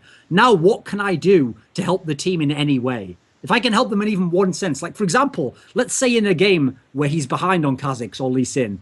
Now, let's imagine that Wicked's actually Wicked has a kill in top lane. Okay, your job now, Shook, is babysit Wicked and just make sure he doesn't die. You don't have to do it. You don't have to do a gank. You don't have to actually go ahead and go for kills. Just make sure he can't be ganked and lose his lead. There's a job you can do, okay, mate? You can actually do something in the game that can win us the game. Instead, he tries that style of, like, do nothing or go to harm the other way and win the whole game back. Like, that's been, like, a flaw the whole time while he's been Alliance, and it's still a flaw now. Like, it's one of the big flaws of Alliance as a team. Any thoughts, Monty? You haven't jumped in yet? It's just interesting to compare that to Meteos as well, because if anything, like, Shook and Meteos showed very different strengths throughout Worlds. Like, because Meteos is really not very impressive on Lee Sin or these, like, very, like, playmaking early game junglers. But it's like when Meteos gets a chance to farm up on a champion like Kha'Zix or like a high damage jungle carry, because Lee Sin actually doesn't do any damage like at all in the late game. So, but Kha'Zix does a lot. And so it's like Meteos will sit there and farm up and like get big on his own and then have more of that late game presence where he doesn't have, you know, the best ganking in the world. And he doesn't have like the biggest effect in the early game. But by the late game, he becomes quite powerful. And he's kind of, I see him like kind of as like, you know, the opposite of Shook, Bizarro Shook. Well, he has the same farm most of the times like Boss, you know. When he played Kha'Zix, he had 200 CS on the jungler. Wow, the enemy jungler had 80 CS. It's basically another solo laner. If AD carry meets that guy, he's like, oh my god, run away. It's not a jungler, it's a beast. It will kill me in 2 hits. He's like a Chinese jungler, basically. So actually, you don't want that guy to jump on you. You really don't, like. So we've come to the player that we can give some props to here. The best player by far on Cloud9 was Balls in this tournament. Like, some of his Rumble ultimates, like, won them entire games. Like, the first game against Najin White Shield, like, he was, like, the reason they won that game. What do you think of Balls in this tournament, Monty? I mean, he played really, really well on Rumble. Like, really well. I think he was the best Rumble in this tournament. I can good. say it. Well, yeah, I don't know. Acorn played really well in Rumble too. So yeah, but I mean, yeah, but in team fight oriented, I just look at that last team fight against Shield where he he goes in, drops a 3-man Rumble ult, Zhonya's a tidal wave, and then just destroys everybody. I was like, wow, that's really impressive. Like, really good Rumble team fighting. So yeah, I mean, I've enjoyed watching Balls quite a bit, and he's so strong in lane too. But 2 things for you. One, if people don't ban his Rumble in the playoffs, like, I'm actually just going to fucking go in on Korean coachings, dude. Like, there's something retarded about this. You have to remember that that's what's one of the interesting things about the Samsung Blue matchup is that they also have let people have Rumble and then just totally shut it down with Maokai. Yeah, they've camped it really hard. And Acorn played really well against Rumble, both on and against Rumble. So he played Maokai into Rumble twice. Okay. And did well, especially like totally shut down Rumble one game due to like that tower dive and a really good lane swap. And the other thing is that Acorn Chunju is the Rumble god of Korea, right? He was known forever as playing this insanely strong Rumble back to the MVP Blue days when his ID was Chunju before he changed it over to Acorn. And so he displayed some really good Rumble skills as well, I thought. And so Rumble, I'm not saying like it becomes a more dynamic pick because of the matchup between the teams and because of how good both of these guys are on Rumble. They can either bait it and then just camp it and win the game on it, or they will just pick it for themselves. And then in that matchup, it will be just about top lane. Like they will, not just about top lane, but they will camp top lane, both junglers, if there's going to be Rumble. Small piece of trivia for you though, guys. I noticed for some bizarre reason, I've never understood this because actually there's stats databases exist and I know Riot must have one and they must have access to this. People kept throwing out this stat that Balls is undefeated on Rumble and, you know, you can't let him have Rumble. He's going to win no matter what. Does no one remember a little tournament? I know it was just an obscure sort of small land in Europe. It was called IEM Cologne. And Cloud9 went there and a young man who I know you're all big fans of, NA fans, called Darian, you know, that really smart guy. He kicked the shit out of Balls' Rumble and dominated it like a motherfucker. And then Swaglorded his way off to smoke the medical marijuana or something. I don't know, but then, come on, man. Calm down. You have to remember, you can't just omit that from your memories, like Darian a few hours later on when he was trying to recall what happened in that game.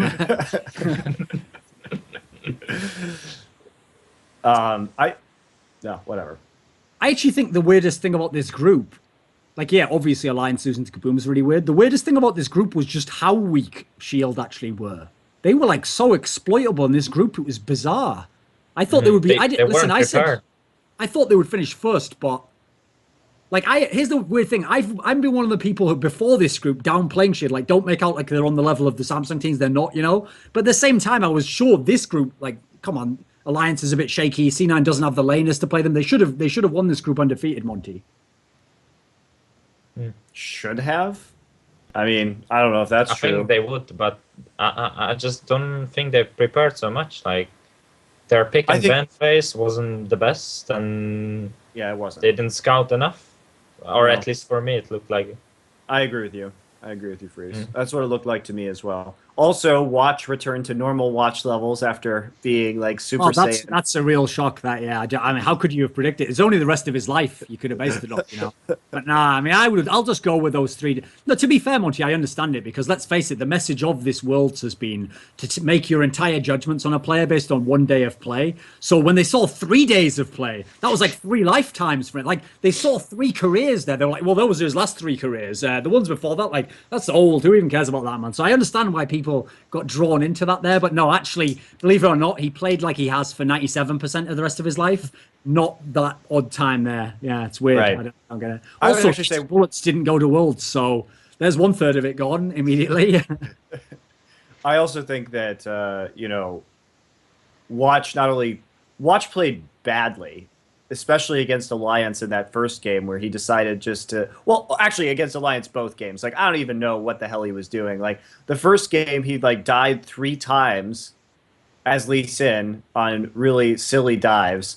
And then the second game, he was playing Kazakhs, and he had the world's worst gank where he walks into top lane after they had just seen him on the top, like the top of mid side. So it was like really telegraphed. Shook is sitting there waiting in the brush. Then he initiates a gank by using Kazakh's E. And I was like, and he misses it. He did it. He misses it. And then he initiates it when he doesn't know where Shook is. It's like, oh, there's a possibility of a 2v2 here. Maybe I need my E to get out if we have a skirmish. Nope, just going to like jump in, miss my E. Now I have no escape. I'm just going to die and give up red buff to Shook.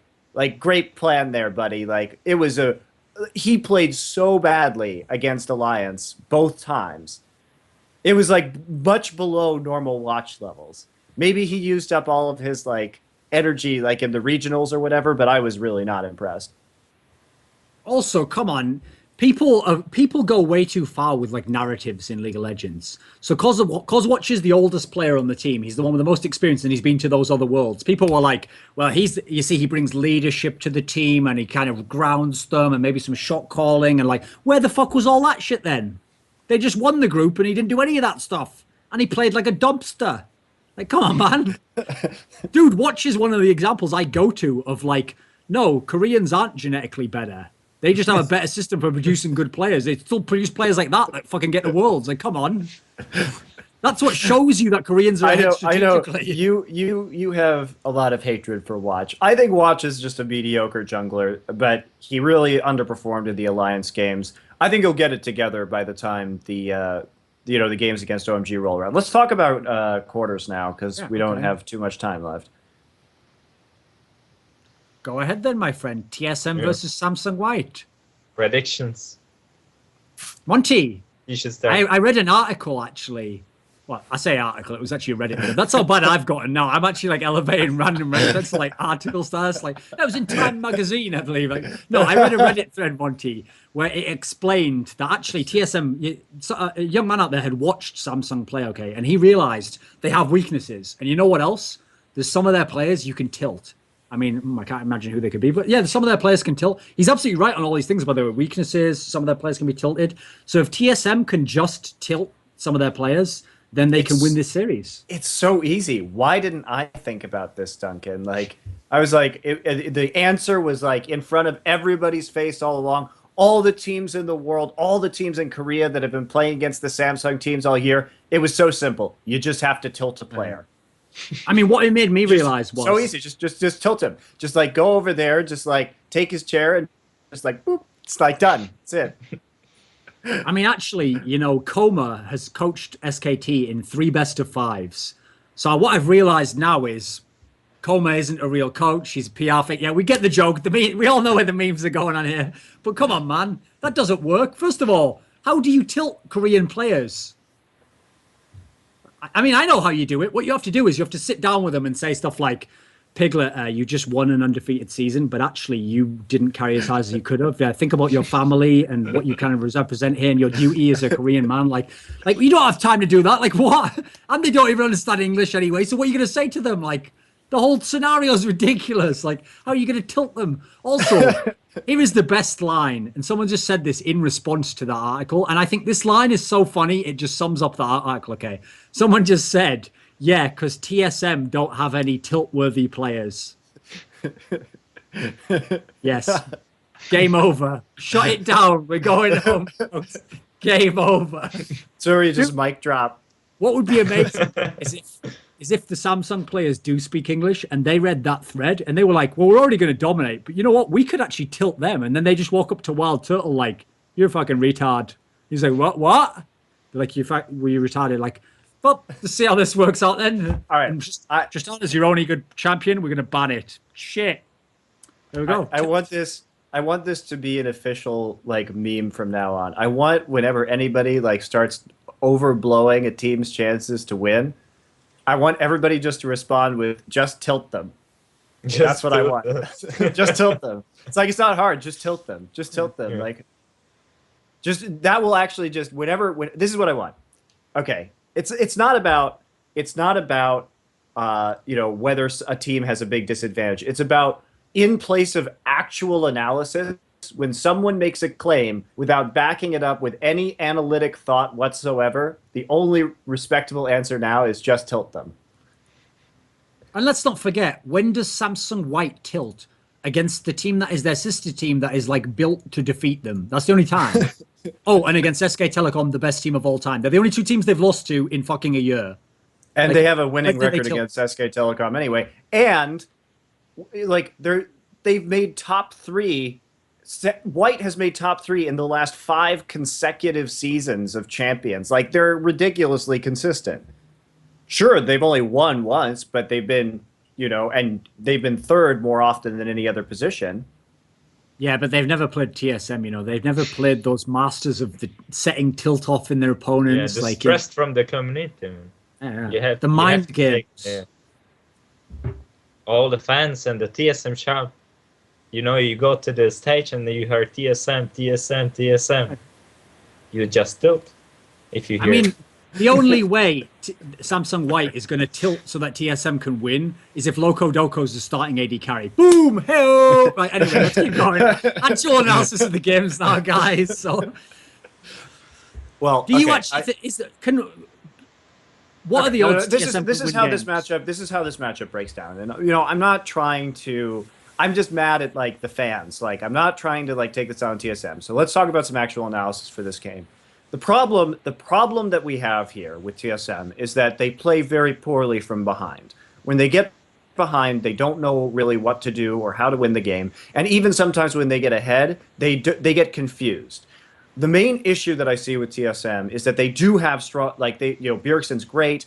They when they win lane, they can do well. But if you throw even like the slightest curveball at them, it's like, oh, SK's like, we're going to pick Swain. And all of a sudden TSM's like, what's this? We must camp the Swain. Like, ignore the Vayne that is going to split push you to death if you don't camp her. We must kill the Swain, right? The Swain, the Swain. And it's like, then they just like go and like camp the Swain for no reason. And then it's like, if you confuse them even slightly, they just like all like the wheels come off the race car, you know. It's just the analogy you give there, that reminds crash. me of another scenario. Okay, so Freddy was the one playing the Swain, right? It was the SK game. Do you remember the game that SK played where Freddy was Mundo against Samsung Royal Club at Starhorn Royal Club? Because Friscorin actually had a really funny line about that, where they just kept, like, even though they were winning the game super hard, they kept focusing the shit out of the tank. And then she said a line that was like, she said, right, that the Mundo is like a laser pointer pen, and all of the Starhorn Royal Club players are cats. Like, that was actually like the perfect analogy. That's an all-time great analogy. I've got to give you credit. You know I love analogies. That's exactly what it was like. They were just going ape shit. Like, we got to kill the Mundo. Kill the Mundo. It's like, you're winning the game. Like, what? If you kill Rainbows, you just get the loot, from it. It's like, it's straight up. The sick loot. But yeah. So anyway, TSM, when they have good picks, they can get by due to a strong laning phase, but their adaptability is very low. And against a team like Samsung White, also we saw how well they play against Rengar. By the way, Dandy's an even better Rengar than Insec is, and he hasn't even shown it off yet. They don't know how to play against Rengar. There are a lot of picks that they don't have a lot of experience against, like Pawns, Jace. Like, so my issue with TSM is that I've seen their adaptability is really not very good at Worlds. When they're faced with scenarios that they haven't pre-planned for already, they tend to not know what to do. And in that situation, they make not so great decisions. So when you have a team with the champion pools, like immense champion pools like Samsung White has, I really don't see a lot of hope there. And then even on a player-by-player level, Bjergsen's a great mid laner for the West and for NA. He's a world-class mid laner. He is. But we're talking about like the cream of the crop mid lane in Korea with Pawn. He's very high level there. So you're really not going to get an advantage with Bjergsen in that situation. And then every other role, Samsung White is better. Every single one. And Samsung White is a very dominant laning phase team, right? They're not like Blue. So when you're TSM and you rely on a strong laning phase in order to propel you to victory, you're not even going to get that against Samsung White. Like, Samsung White is going to outlane you, especially the duo lane, and especially the jungle, because Amazing is very... Now, I will give some credit to Amazing here, because I think he did do a good job in the second game against Royal, the one that TSM won, where he changed up. He was ganking bottom a lot more frequently. He really kind of saved Wild Turtle and Lustboy there, and I think he played that very intelligently. But for the most part, Amazing is very predictable. And Dandy is the king of counter ganking. He is the guy who always knows where the other enemy jungler is, and he's ready to ruin your shit as soon as you try and gank. Man, even I can tell that Amazing will gank mid, He will gank mid. His first gank is always mid lane. It never, ever has been different in the World Championship. He always just does his red buff, blue buff, and then he goes mid lane. is mid lane for a while, waits for the jungler, then he just ganks every time. Right. And Dandy's a guy who does his homework. He's prepared. And so I just don't like I don't see a way. I mean, maybe TSM. The only way I think TSM can win is they have some crazy. They have this. No, they have some weird strategy. They have a very specific plan coming in. But even so, unless Samsung White completely messes up, you're not going to lose 3 games, to a specific strategy. And then, so yeah, I think that's going to be problematic. Hold on. I guess somebody's calling my hotel room. Give me a second. How?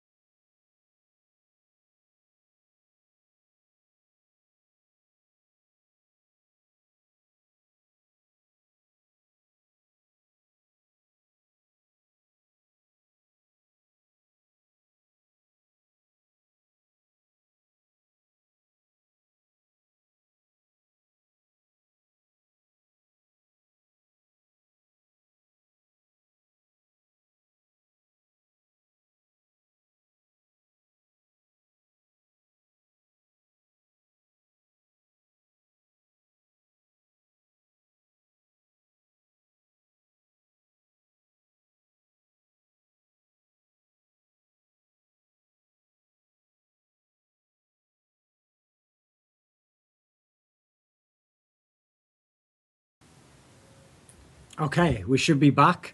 I'm afraid actually this part of the show is probably going to be the weakest part now. It's going to be mainly me and Freeze because Monty actually, he can't really continue and like perform up to level because that was a member of TSM. They have tilted him with their call. They said some key words to him. He'll be off his game completely now. Like, he won't be able to continue with the show. It was that easy, guys. It turns out it was that easy. Just tilt him. You asked for it, Monty. I'm like an android. I am an android, so I actually have a secret series of words that you can use to tilt me automatically, right? Yeah. From the phone as well. It's when like Doublelift just like whispers. Like, no, it's what happens. I'm not gonna group. Like, he's a coaching fraud. Everybody knows it. No one can honestly deny it. No, that's a pretty good phrase. I can't lie, buddy. That's a pretty good one. Do you want to know what a good joke is? Just tilt Samsung White. There you go. There's all the memes today, Monty. We're getting them all. We're gonna get them all. Crazy. All the classic jokes are coming in here. Actually, yeah, what were we talking about there? Oh, a point I want to make actually, just as a side point, since we kind of like went in a bit on amazing and shook. if you want an example, okay, because maybe people will follow my example too much when I said, like, okay, if you are in solo queue and you're playing with a Lee Sin or a Kha'Zix, yeah, we know that if they get behind, they're going to do nothing. Here's the thing. If you're an amazing jungler, no pun intended, as always, why does he have to be shit and be called that as well? That just ruins the fucking joke as well. So anyway, the point is, you don't have to lose that way. If you want to see players on Lee Sin and Kha'Zix be amazing, fucking shit, whatever, be really good on those champions, even if they're behind, go and watch Dandy and go and watch Cacao play. Those guys can be down 2 kills and with a laner behind, and they can still have sick game impact on those 2 champions. Like, actually, I don't even know how Cacao does it on Kha'Zix. That guy's actually really good even from behind. He can still, like, be a threat in fights, can still make picks. Like, these players are the ones you want to go and watch if you want to see what not to do, what Shook and them are doing wrong, you know. Just a side point I thought I'd throw out there. Anywho, so I just, the point is I don't really see any single, like, if you just kind of go down the list, it's like in the white TSM matchup, is the strategic, Bjergsen. is the laning, yeah, okay, but is Bjergsen better than Pawn? No, well, he will do good, but he won't win. But So the other I'm lanes not will saying, lose. like, at best it's an even matchup, right? Mm. So then you have all the other positions are behind. Do they have stronger laning? No. Do they have better late game strategy? No. Do they have better playmaking ability? No. It's like where you can't even point to like one advantage that TSM has, and that's worrying. But here's one area where it Do they have work. deeper champion pools? No. It's like Here's the thing, though. Actually, this is where Lust Boy is going to be in his element, Monty, because he's going to play against Imp and Matter with an AD carry who's liable to die a few times in laning phase, make some key mistakes, be down in CS. Like, I feel like he's been in this situation before. I think I beat that to death as well. Like, okay, Lust Freeze. Boy's life. Lust Boy's life. Okay, It's let's like- move on. I'm tired of So talking you about thought this. you were moving to America, Lust Boy, to get a new life, to start a new leaf, but nope, you're back here again. It's So the round of 8 in Korea, and you're getting your head kicked in. Okay. I think 3-0 to white. Okay, but Freeze, do you have some sort of Hail Mary? Are you going to come in here and tell us there's some reason that we haven't thought of? Is there a reason why TSM could win?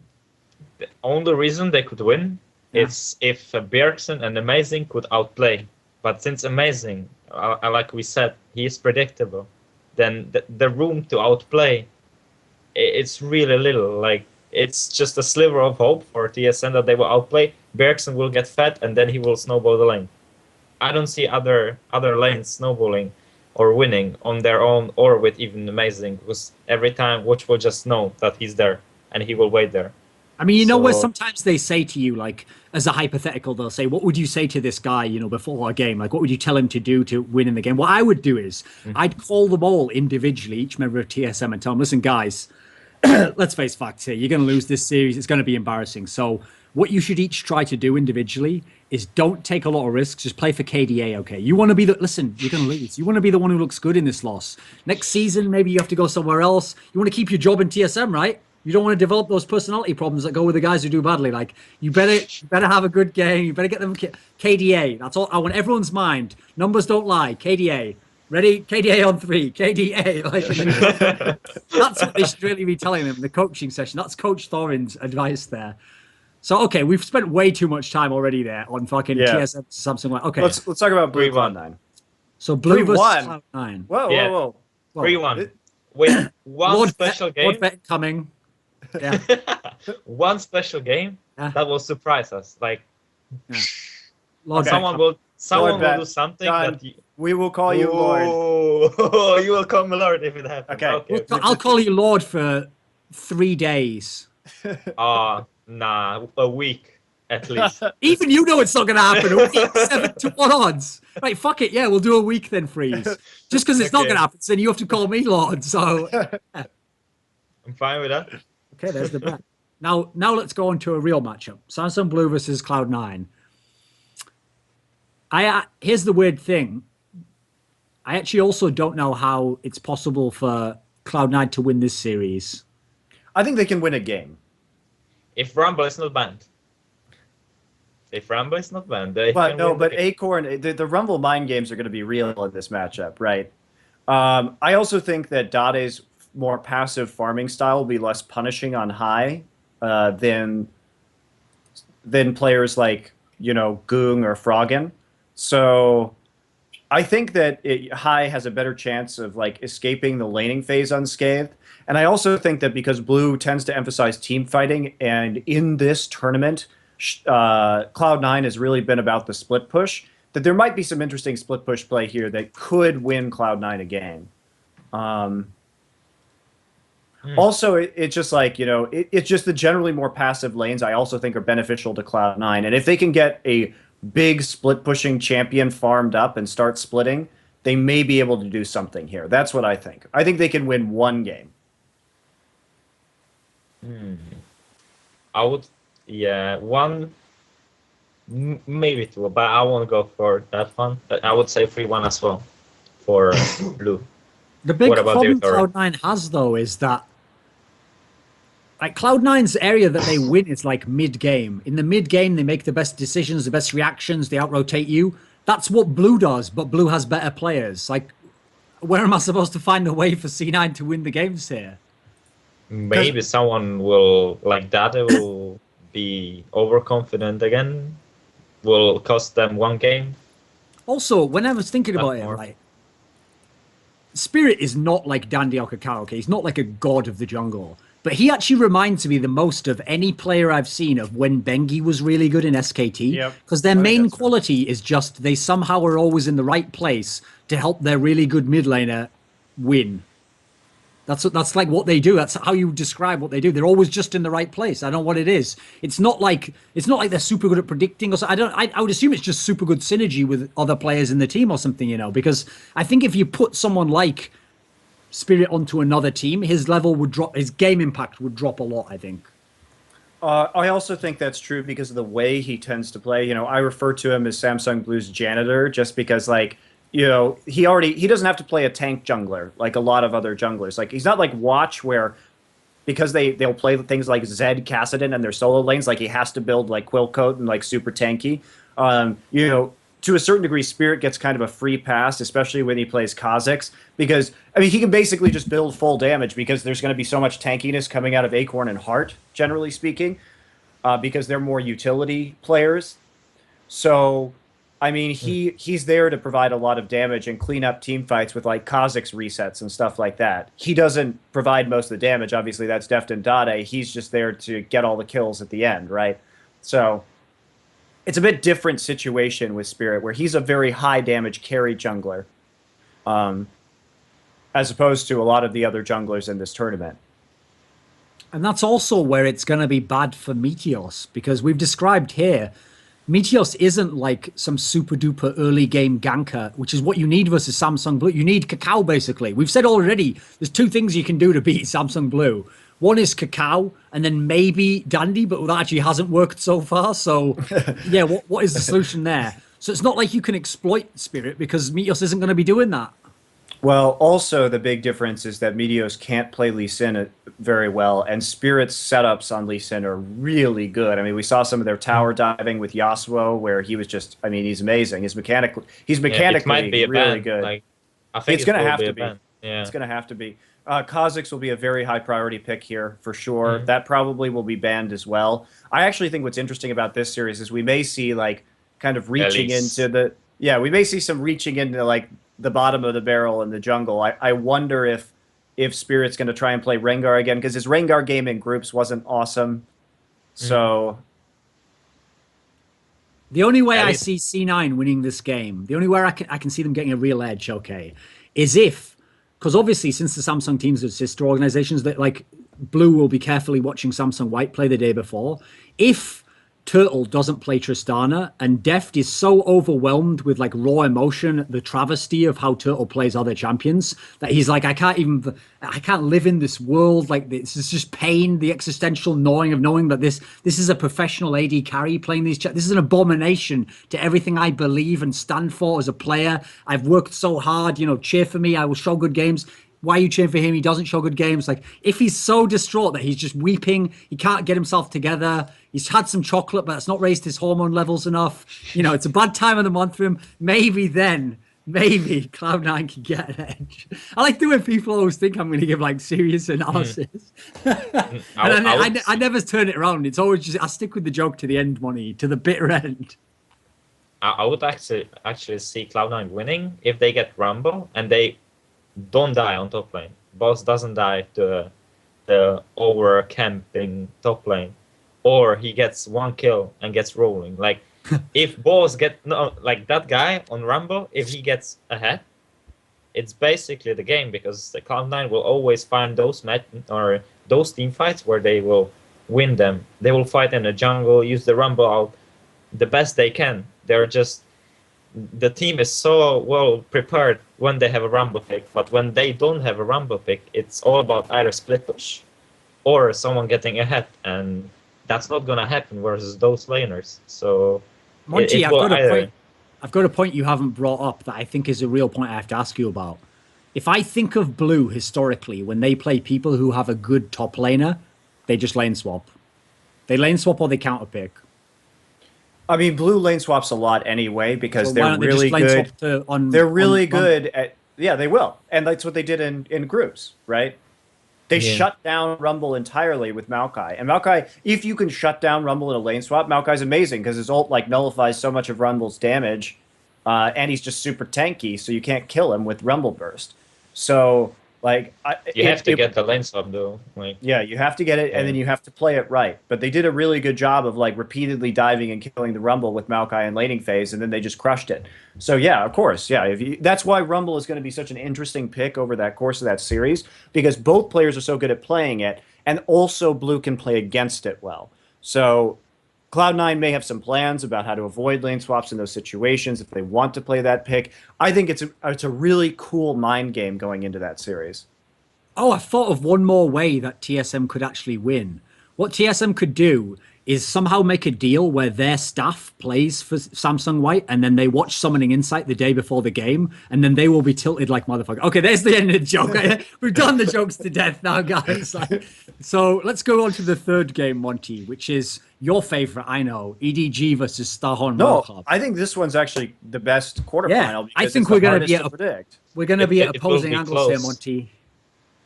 Why? I think Monty's going to go with Royal Club. No, I'm going to go with EDG. I said that. Okay.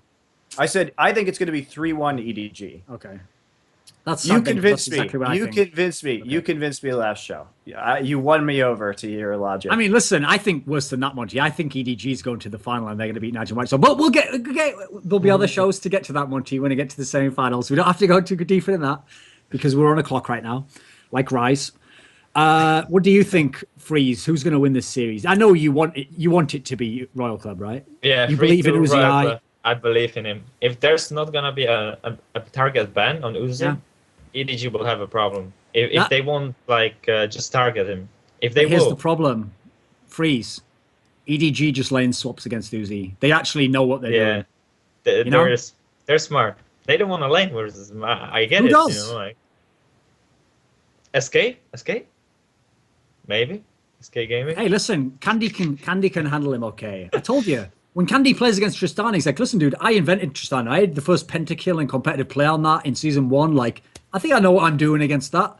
And then it's like, psst, European AD carries are overrated. Shit, what a time to find out. I'm in the middle of a lane. That's a real shame. Anyway, so let's just skip to the last one then, since we've all just said EDG is going to win. Oh, by the way, my reasoning for EDG winning, simply, if you just look at their history against Chinese teams, they're the best against Chinese teams. Like, if anything, that's the best matchup for them to have now. They get shit on track. Yep, I totally agree. They've also had 2 weeks to work on their stuff. Like, I've heard conflicting reports about. I mean, Name was definitely sick. As to how sick, I've heard from not very to pretty. So I don't really know. But he definitely was a little bit under the weather at the very least. I think you're right, Thorin, that this is the pick-me-up that they need in order to do well. It's an opponent they're familiar with. Now, their record against each other in the last season, as Freak pointed out in the preview show, was pretty close. It was actually 4-3 in favor of EDG. No, it was 4-3 in favor of Starhorn Royal Club.